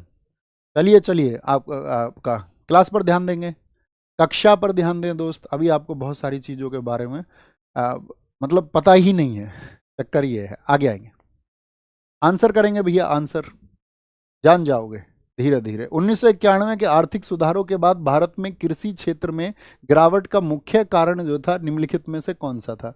मतलब 1991 में आर्थिक सुधार हुए थे, कौन से आए थे? लिबरलाइजेशन, प्राइवेटाइजेशन और ग्लोबलाइजेशन। एलपीजी आया था, एलपीजी 1991 में। तो ये क्या है? सभी फसलों के लिए न्यूनतम समर्थन मूल्य में वृद्धि हो जाए तो उसके बाद कृषि क्षेत्र में गिरावट आ जाएगी? नहीं, एमएसपी बढ़ेगा तो किस खेती की तरफ लोगों की आपका क्या बोलेंगे जो इच्छाएं हैं वो बढ़ती हैं और वो प्रोडक्शन में रुचि लेते हैं। तो ये तो कोई कारण नहीं बनता। उच्च आयात शुल्क के माध्यम से अधिक सुरक्षा, आयात का कोई मतलब नहीं होता इसमें आर्थिक सुधारों में। ठीक है, कृषि क्षेत्र में गिरावट की होगी आयात से। निर्यात उन्मुख जो जो फसलें निर्यात की जा सकती थी, नकदी फसलें की और रुझान और सार्वजनिक निवेश में कमी आ गई, तो ये एक कारण रहा था। सिंचाई और ग्रामीण बुनियादी ढांचा में निवेश में वृद्धि हो जाएगी तो बढ़िया ही नहीं हो जाएगा, अच्छा ही हो जाएगा आपका। ठीक है, आप मुझे बताओ 1991 के जो आर्थिक सुधार थे उनको लागू होने के समय देश के प्रधानमंत्री कौन थे और वित्त मंत्री कौन थे? ठीक है, इस समय पर जो आर्थिक सुधार लागू हुए, आर्थिक सुधार लागू हुए तो कौन थे आपका प्रधानमंत्री? कौन थे हमारे देश के प्रधानमंत्री? आपको बताने हैं तो वो थे पीवी नरसिम्हा राव, पीवी नरसिम्हा राव। और राष्ट्रपति बताइए कौन थे इस समय? पीवी नरसिम्हा राव। राष्ट्रपति थे आर वेंकट रमन, आर वेंकट रमन थे। और वित्त मंत्री बहुत पूछे जाते हैं इस समय के, वित्त मंत्री थे मनमोहन सिंह। क्या बोलेंगे? मनमोहन सिंह, मनमोहन, मनमोहन सिंह कौन थे इस समय के वित्त मंत्री थे? कौन थे? वित्त मंत्री थे, वित्त मंत्री थे। ठीक है, तो ये जो आर्थिक सुधार हुए इसके लिए फर्स्ट इंडस्ट्रियल पॉलिसी कब आई थी? पहली औद्योगिक नीति, ये बहुत पूछी जाती है। जो फर्स्ट इंडस्ट्रियल पॉलिसी आई थी, पहली औद्योगिक नीति किस वर्ष में आई थी? पहली औद्योगिक नीति 1948 में आई थी। किसने पेश की थी? श्यामा प्रसाद मुखर्जी ने। किसने? श्यामा प्रसाद मुखर्जी ने इसको साथी आपका पेश किया था। श्यामा प्रसाद मुखर्जी ने इसको पेश किया था। दूसरी औद्योगिक नीति बताओ, दूसरी, दूसरी आई थी 1956 में। तीसरी औद्योगिक नीति कब आई थी? तीसरी आई थी 1977 में। कब आई थी? 1977 में आई थी, 1977 में आई थी, 1977, 1977। बताइए, निम्नलिखित कथनों पर विचार करें। 10,000 रुपये का नोट पहली बार 1938 में जारी किया गया था, 1938 में जारी किया गया था। बोलेंगे एक बार। इसे 1946 में और फिर 1978 में विमुद्रीकृत किया गया था। भारतीय रुपए का प्रतीक चिन्ह डी उदय कुमार द्वारा डिजाइन किया गया। रुपए का प्रतीक भारत सरकार द्वारा सन 2005 में अपनाया गया था। क्या बोलेंगे? सन 2005 में अपनाया गया था। ठीक है, सन 2005 में अपनाया गया था। क्या बोलेंगे यहाँ पर? एकदम से ठीक है, ए बी सी। रुपए का प्रतीक भारत सरकार द्वारा 2005 में अपनाया गया था, ये बात एकदम से गलत हो जाएगी। 2010 में अपनाया गया था। कब अपनाया गया था? सॉरी, डी उदय कुमार ने जो बनाया 2010 में अपनाया गया था, 2010 में। ठीक है, तो कौन सा ठीक हो जाएगा? केवल ए, बी और सी हो जाएगा। ठीक है, ए, बी और सी हो जाएगा। अच्छा, यहाँ पर हमें एक बात बताओ, जो प्रतीक चिन्ह है हमारा रुपए का वो कैसा है? प्रतीक चिन्ह, इससे भी क्वेश्चन पूछा जाता है। प्रतीक चिन्ह आप जानते हैं, रुपए है, रुपए। तो ये किससे बना है? आपका देवनागरी के तो रे से बना है, देवनागरी के तो रे से बना है, और रुपीज के जो रोमन का रुपीज है, यानी कि आर को और रे को मिलाकर के ये बनाया गया, आर को और रे को। ठीक है, और ये कौन सी जिसका प्रतीक चिन्ह अपना था? ये विश्व की 5वीं मुद्रा बनी थी हमारी, विश्व की 5वीं मुद्रा। कौन सी 5वीं मुद्रा बनी थी जिसका अपना साइन है? जैसे डॉलर का अपना साइन है, देखते होगे आप, कैसा साइन है डॉलर का? बोलो भी फटाफट से। डॉलर का अपना साइन होता है, नहीं होता? हाँ जी, होता है। आप मुझे बताओ, कुल भाषा कितनी होती है हमारे नोट पर? जैसे कि नोट है, नोट की बात आ रही है, कुल भाषा कितनी होती है हमारे नोट पर? बताओ। आप नोट की लैंग्वेज देखोगे, कुल भाषा जो है वो 17 है, लेकिन एक बॉक्स में लिखी होती है, वो क्या है? उनको बोलते हैं पैनल पर कितनी भाषाएं होती है? तो पैनल पर जो भाषा होती है वो 15 होती हैं। इसके अलावा हिंदी और इंग्लिश होती हैं, एक पैनल पर लिखी होती है, ऐसे देखना। मैं धारक को 10 रुपये अदा करने का वचन देता हूँ, इस तरह से। नोटबंदी हमारे देश में कब हुई थी बताओ?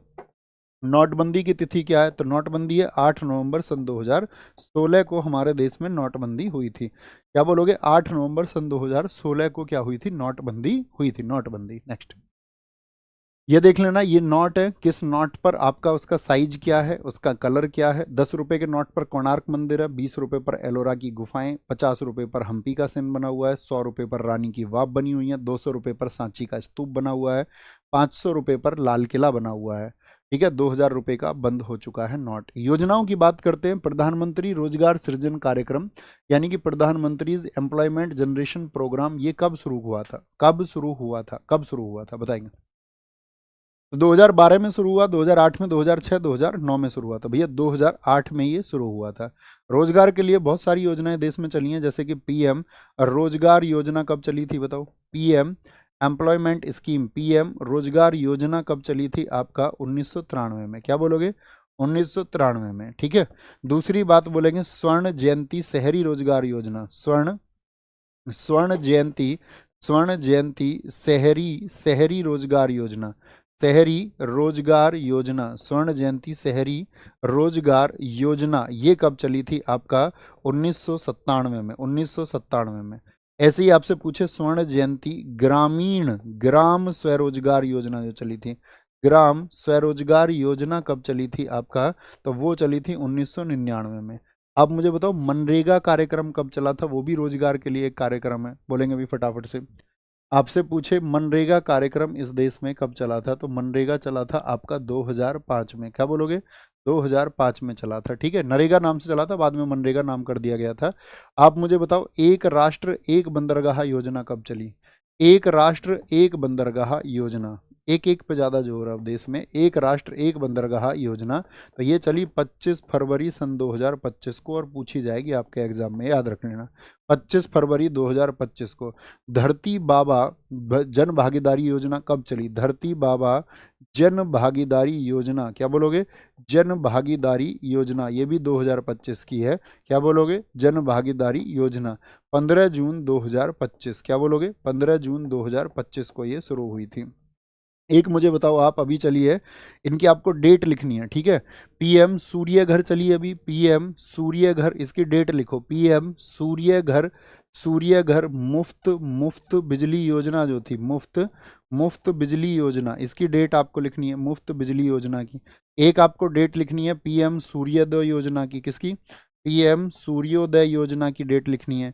एक आपको लिखनी है पीएम विश्वकर्मा योजना की डेट, किसकी? पीएम विश्वकर्मा योजना की डेट सर्च करेंगे। एक बार आपको लिखनी है पीएम श्री योजना की डेट, किसकी? पीएम श्री योजना की डेट। एक बार आपको लिखनी है पीएम गति शक्ति योजना के बारे में, पीएम गति शक्ति योजना के बारे में। एक आपको लिखना है पीएम इंटर्नशिप के बारे में, किसके बारे में? इंटर्नशिप के बारे में। ये आपको आज डेट लिखनी है। ठीक है, ये डेट आपको पता होनी चाहिए, डेट आपको पता होनी चाहिए। बॉम्बे स्टॉक एक्सचेंज सोने और रिक्त स्थान में कमोडिटी डायरेक्टिव अनुबंध शुरू करने वाला भारत का पहला स्टॉक एक्सचेंज बन गया है। तो बीएसई किस में करता है? बीएसई सोने और चांदी में, किसमें? सोने और चांदी में। बॉम्बे स्टॉक एक्सचेंज का आईएसओ मानक पूछा जाता है, तो इसका आईएसओ मानक है 9001, इसका आईएसओ मानक है 9001-2000, क्या 9001-2000 इसका आईएसओ मानक है। और ये एशिया का पहला स्टॉक एक्सचेंज है। बताओ किस वर्ष का है, इसका वर्ष बताएं। पहला stock exchange Bombay stock exchange जो है ये साथी आपका बॉम्बे स्टॉक एक्सचेंज ये किस वर्ष में स्थापित हुआ था? तो इसकी स्थापना हुई 1875 में। 1875 में प्रेमचंद रायचंद के द्वारा। कहाँ पर? दलाल स्ट्रीट में प्रेमचंद रायचंद द्वारा। कहाँ पर आपका दलाल स्ट्रीट कहाँ पर है? मुंबई में। कहाँ पर है? दलाल स्ट्रीट में इसकी स्थापना हुई थी, दलाल स्ट्रीट में, ठीक है। Bombay stock exchange. एक क्वेश्चन और पूछा जाता है इसका जो सेंसेक्स है वो कब आया था? सेंसेक्स, तो सेंसेक्स जो भारत में आया वो 1986 से आया। ये इसी के दो सूचकांक हैं। एक जैसे इसमें बीएससी आता, बॉम्बे स्टॉक एक्सचेंज, बीएससी, ये 1994 से। क्या बोलोगे? इसकी स्थापना तो हुई, लेकिन इसके ये दोनों क्या हैं? दोनों इसके इंडेक्स हैं, दोनों सूचकांक हैं इसके। क्या बोलोगे? दो सूचकांक हैं इसके, दो सूचकांक हैं। अच्छा, स्टॉक मार्केट का रेगुलेशन कौन सी संस्था करती है? क्या आप बता सकते हैं? स्टॉक मार्केट का रेगुलेशन कौन सी संस्था करती है? स्टॉक मार्केट का रेगुलेशन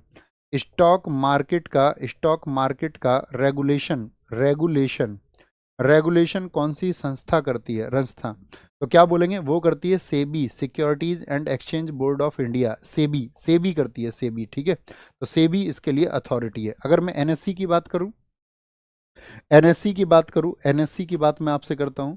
एनएससी कब बना था आपका? जिसको हम बोलते हैं एनएससी, नेशनल स्टॉक एक्सचेंज। क्या बोलोगे? नेशनल नेशनल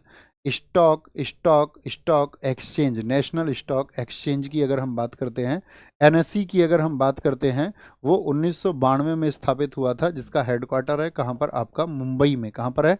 मुंबई में जिसका हेडक्वार्टर है। पूछे एनएससी ने ट्रेडिंग कब शुरू की थी? क्या बोलोगे? ट्रेडिंग कब शुरू की थी? और ट्रेडिंग शुरू की थी इन्होंने 1994 में।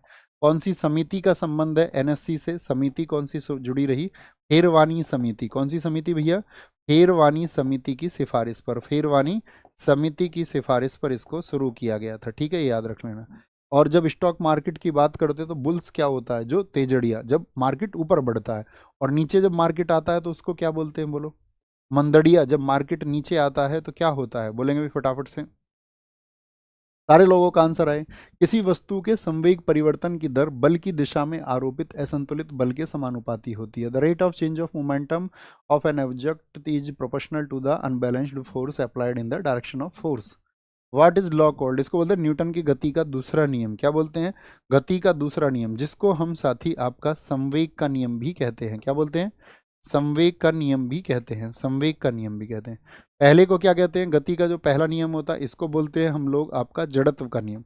याद है ना? जब तक कोई वस्तु विराम की अवस्था में रहेगी, जब तक कोई वस्तु गति की अवस्था में, तब तक वो गति की अवस्था में रहेगी, जब तक कि उस पर कोई बाह्य बल आरोपित ना किया जाए। ये जड़त्व का नियम है, ठीक है, जड़त्व का नियम होता है। और तीसरे नियम को क्या कहते हैं?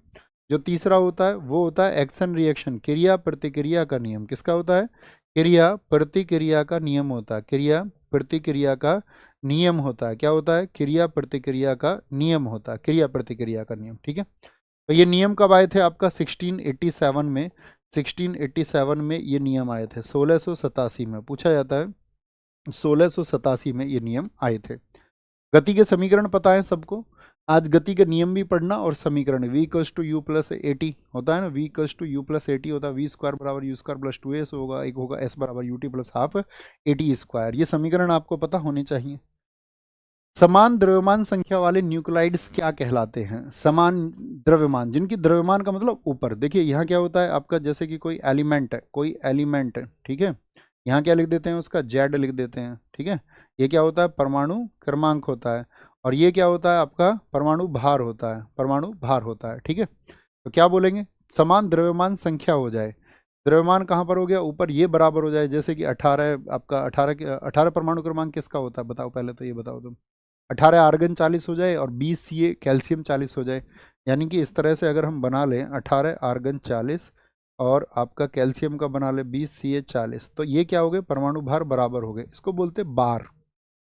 भार को बार से याद रखो, आइसो बार होते हैं। आइसो बार को ही हम समभारिक कहते हैं, यानी कि भार बराबर हो गया है। और अगर आइसो टोप किसको बोलते हैं? समस्थानिक को। समस्थानिक में क्या होगा? यहाँ पर आपका परमाणु क्रमांक बराबर होंगे। क्या बराबर होगा? एटॉमिक, क्या बोलेंगे यहाँ पर, परमाणु क्रमांक, यानी कि एटॉमिक जो नंबर होगा वो बराबर हो जाएगा। परमाणु क्रमांक समान होंगे। परमाणु क्रमांक क्या होंगे? वो समान होंगे। जैसे कि 1H1 होता है, 1H2 होता है, 1H3 होता है, तो इसको क्या बोलते हैं आपका? हम 1H1 बोलेंगे। क्या हो जाएगा 1H1? बताओ फटाफट से। तो ये क्या होता है? प्रोटियम होता है, ये ड्यूटीरियम होता है और ये ट्रीटियम होता है। क्या बोलते हैं इसको? प्रोटियम। तो इन सब में परमाणु क्रमांक कितना है जरा लिखो, 1 2 3 या 1 1 1 है? बताओ जी फटाफट से। परमाणु क्रमांक क्या है? ड्यूटीरियम है, ड्यूटीरियम है। और ये क्या है? ट्रीटियम है। क्या है? ट्रीटियम। ट्रीटियम है, ट्रीटियम है। यहाँ पर कैसे बोलेंगे? तो परमाणु क्रमांक सभी का कितना है? जेड की वैल्यू कितनी है? तो जेड सभी में क्या हो गया? 1 हो गया। जितना जेड होता है उतने ही प्रोटॉन होते हैं, उतने ही इलेक्ट्रॉन होते हैं। यानी कि यहाँ पर प्रोटॉन भी कितने होंगे? जितना परमाणु क्रमांक होगा। ठीक है। जैसे 7N14 होता है नाइट्रोजन, नाइट्रोजन में प्रोटॉन कितने होते हैं? 7 होंगे। इलेक्ट्रॉन भी कितने होंगे? 7 होंगे। ठीक है। और ये क्या होता है आपका? ये होता है कैपिटल ए। अगर ए में से आप जेड घटा दोगे तो एन आ जाएगा। यानी न्यूट्रॉन अगर हमको निकालने हैं, न्यूट्रॉन यदि हमको प्राप्त करने, एग्जाम में इस बार पूछा जाएगा, ध्यान रखना, न्यूट्रॉन निकालने हैं तो वो परमाणु भार में से परमाणु क्रमांक को घटा दो। तो प्रोटियम में न्यूट्रॉन बताओ, ये पूछा जाएगा। प्रोटियम में न्यूट्रॉन बताओ कितने होते हैं? एक में से एक गया 0, यहाँ 2 में से एक गया 1, यहाँ 3 में से एक गया 2। यानी कि परमाणु भार में से परमाणु क्रमांक को घटा दो तो न्यूट्रॉन निकाल सकते हैं। मैं पूछूं यहाँ पर प्रोटॉन इलेक्ट्रॉन कितने होंगे? जितना जेड है उतने प्रोटॉन इलेक्ट्रॉन होते हैं जितना परमाणु क्रमांक होगा। बात क्लियर है? बोलेंगे भैया कोई दिक्कत कोई परेशानी? बोलो भाई, कोई दिक्कत कोई परेशानी? आइसोटोन क्या होंगे ये आप बताओ। आइसोटोन में क्या होता है? यहाँ पर क्या होता है आपका? समस्थानिक जो है, ये तो हो गए आपका यहाँ पर जिनके न्यूट्रॉन बराबर हो जाएंगे, जो सम न्यूट्रॉनिक होते हैं। क्या होते हैं? सम न्यूट्रॉनिक होते हैं। सम न्यूट्रॉनिक, जिनके ऊपर से नीचे ये घटाने पर ये संख्या बराबर आ जाए, वही आपका आइसोटोन हो जाएंगे। निम्नलिखित में से कौन सा शब्द शहद के उत्पादन से संबंधित है? शहद के उत्पादन से बताएंगे भैया। शहद के उत्पादन से संबंधित है। थैंक यू, बहुत सारा थैंक यू अभिषेक भाई, वेरी गुड। आगे आएंगे। Silviculture, apiculture, horticulture, sericulture.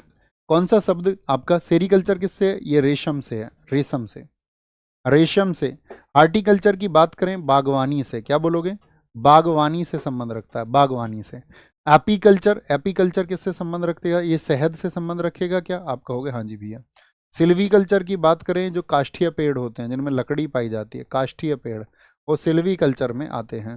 Floriculture बताओ, फ्लोरीकल्चर किससे संबंध रखता है? फ्लोरीकल्चर, फ्लोरीकल्चर, तो फ्लोरीकल्चर किससे हो जाएगा आपका? फूल से हो जाएगा, फूल से। ओलेरी कल्चर बताओ, ओलेरी कल्चर, ओलेरी कल्चर किससे संबंध रखता है? तो ओलेरी कल्चर वेजिटेबल्स से हो जाएगा। किससे हो जाएगा? सब्जी से हो जाएगा। पोमो कल्चर किससे हो जाएगा? पोमो कल्चर, तो ये हो जाएगा आपका फल से, फल से। किससे हो जाएगा? फल से हो जाएगा। पीसी कल्चर बताओ किससे हो जाएगा? पीसी कल्चर, पीसी कल्चर किससे संबंध रख जाएगा?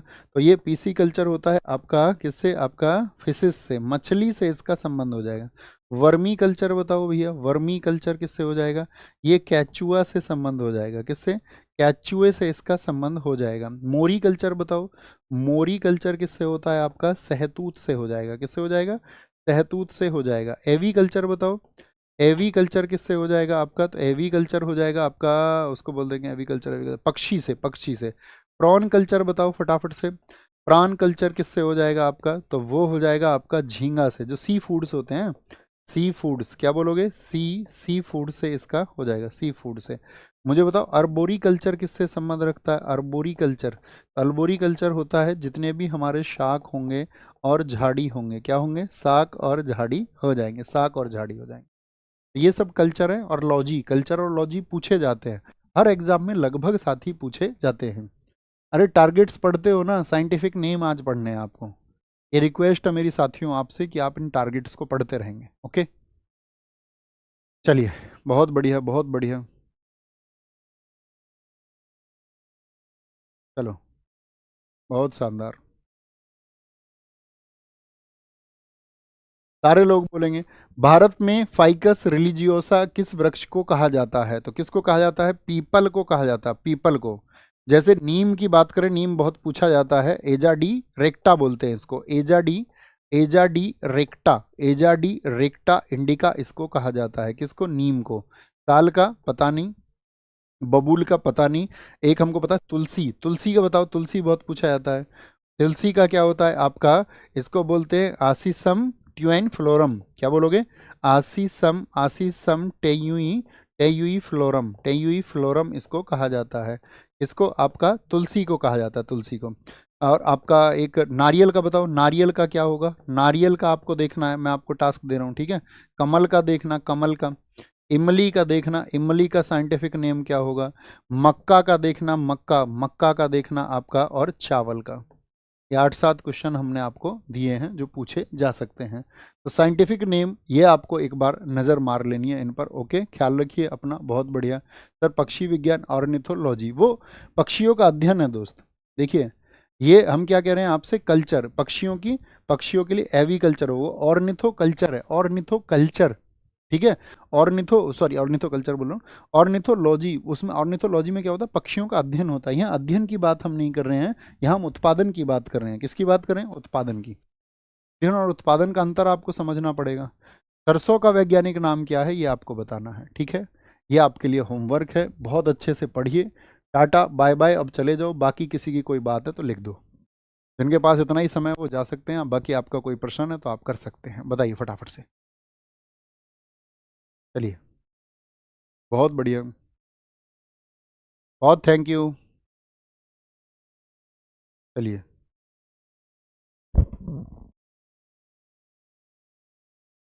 We love you sir, I am also love you दोस्त। बहुत ख्याल रखिए अपना, बहुत सारा, बहुत अच्छे से पढ़िए। घर सबको नमस्ते बोलना। ऊपर दिखाओ क्या लिखा है इन्होंने, बोले ऊपर दिखाओ, ऊपर। चलो, आप मेरे साथ नहीं रह सकते हैं दोस्त, अपन फकीर आदमी हैं। अपना सुबह शाम नहीं पता होता कहाँ जाए हम। चलो, कुछ अभी क्वेश्चन पूछा था एक साथी ने। बाकी सब जा सकते हैं, कक्षा खत्म हो चुकी है। किसी की कोई बात है तो वो रुक सकता है। सर बिहार चुनाव से क्वेश्चन बन सकते हैं? नहीं, स्टेट इलेक्शन से क्वेश्चन नहीं बनते दिल्ली में, है ना। एसएससी बहुत कम पूछता है, स्टेट से क्वेश्चन बहुत कम पूछता है। इक्का दुक्का पूछेगा तो यही पूछ लेगा ज़्यादा से ज़्यादा, कितने शपथ लिए, वो करंट अफेयर्स में आप पढ़ चुके होंगे। नहीं पूछेगा ज़्यादा। टेक केयर, ख्याल रखिए। चलो चलो चलो। और राजीव तलवार इनके बारे में बोलिए, अनंत सिंह के बारे में बोलिए। क्या क्या लिख रहे हो तुम? नॉट इंटरेस्टेड, बिल्कुल इंटरेस्ट नहीं है। आगे चलें, कोई बात है काम की? देखो भाई, ढूंढो। सर हम आपसे लगाव करते हैं, फिर भी हमें आपसे बिछड़ना पड़ेगा। हाँ, बिछड़ना पड़ेगा, इसीलिए वो कहते हैं ना, महात्मा बुद्ध ने कहा था ना, उन्होंने सिखाया कि आपको चीज़ों से लगाव रखना ही नहीं है। नहीं, हिंदी अब नहीं पढ़ाएंगे भैया, हिंदी नहीं पढ़ाएंगे। बाकी लोग हैं दुनिया में वो पढ़ाएंगे, है ना। बहुत सारे लोग पढ़ाते हैं, बहुत अच्छा पढ़ाते हैं। मैं त्रस्त हो गया था एक समय पर। त्रस्त समझ रहे हो? लोगों ने, टीचर्स ने इतनी गालियां दी है ना एक दूसरे को, इतनी कंट्रोवर्सी करी है, लोगों को लग रहा है ये सब हीरो हैं। वो मन नहीं करता, इतनी बात है। बाकी मन करता है तो आ जाते हैं, और जब जब मन करेगा तब आते रहेंगे पढ़ाने, है ना। जब मन नहीं करेगा तो कोई बात नहीं है। जब लगेगा माहौल ख़राब चल रहा है तो ये कुछ और करेंगे। अभी अपने को सुकून मिल रहा है। मैंने लगभग, मैं पेड़ लगा रहा हूँ, मैं गाँवों को साफ़ कर रहा हूँ, मैं लोगों से बात कर रहा हूँ कि कैसे बीमारियाँ फैलती हैं, ठीक है। अपने गाँव के आसपास के गाँवों को, बहुत गाँवों को हम साफ़ कर चुके हैं, पेड़ लगा रहे हैं वहाँ पर। मैं फ्री एजुकेशन की बात कर रहा हूँ, बच्चों को क्यों पढ़ना ज़रूरी है ये बात कर रहा हूँ। अपने एप्लीकेशन से हम उनको कोई कोर्स दे सकते हैं, जो पढ़ने में इच्छुक नहीं है वो हम दे रहे हैं। और किसी की क्या हेल्प हम कर सकते हैं, किसी के घर कोई ऐसी समस्या आ गई है तो उसके लिए हेल्प आउट कर रहे हैं। और अभी मैं अपनी एनजीओ मेरा था वो अभी वर्किंग में है, ठीक है ना। मतलब हमारे जो सीए सर थे वो बीमार हो गए बहुत ज़्यादा उसकी वजह से। नहीं तो अभी तक हम घर बनाने के प्रोसेस में चल चुके होते कि हम लोगों को अब तक घर दे रहे होते, ठीक है। लेकिन वो बहुत जल्दी, महीने 2 महीने में सर, क्योंकि वो हमारे आईसीयू में रहे बहुत लंबे टाइम तक, तो जैसे ही वो आ जाएंगे तो फिर हम कोशिश करेंगे कि जिन लोगों के पास रहने को जगह नहीं है उनको हम जगह दें। तो उसमें सुकून मिल रहा है अपने को, वो अपने लिए काफ़ी है। बाकी भविष्य में क्या होगा नहीं होगा उसकी उतनी चिंताएं भी नहीं है, है ना। क्योंकि बहुत ज़्यादा सुख सुविधाओं के साथ में हम पैदा नहीं हुए, तो बहुत कुछ दिया ईश्वर ने, आप सब की वजह से बहुत कुछ मिला, तो वो वापस लौटाना चाहते हैं, इतनी बात है बस। थैंक यू, नमस्ते।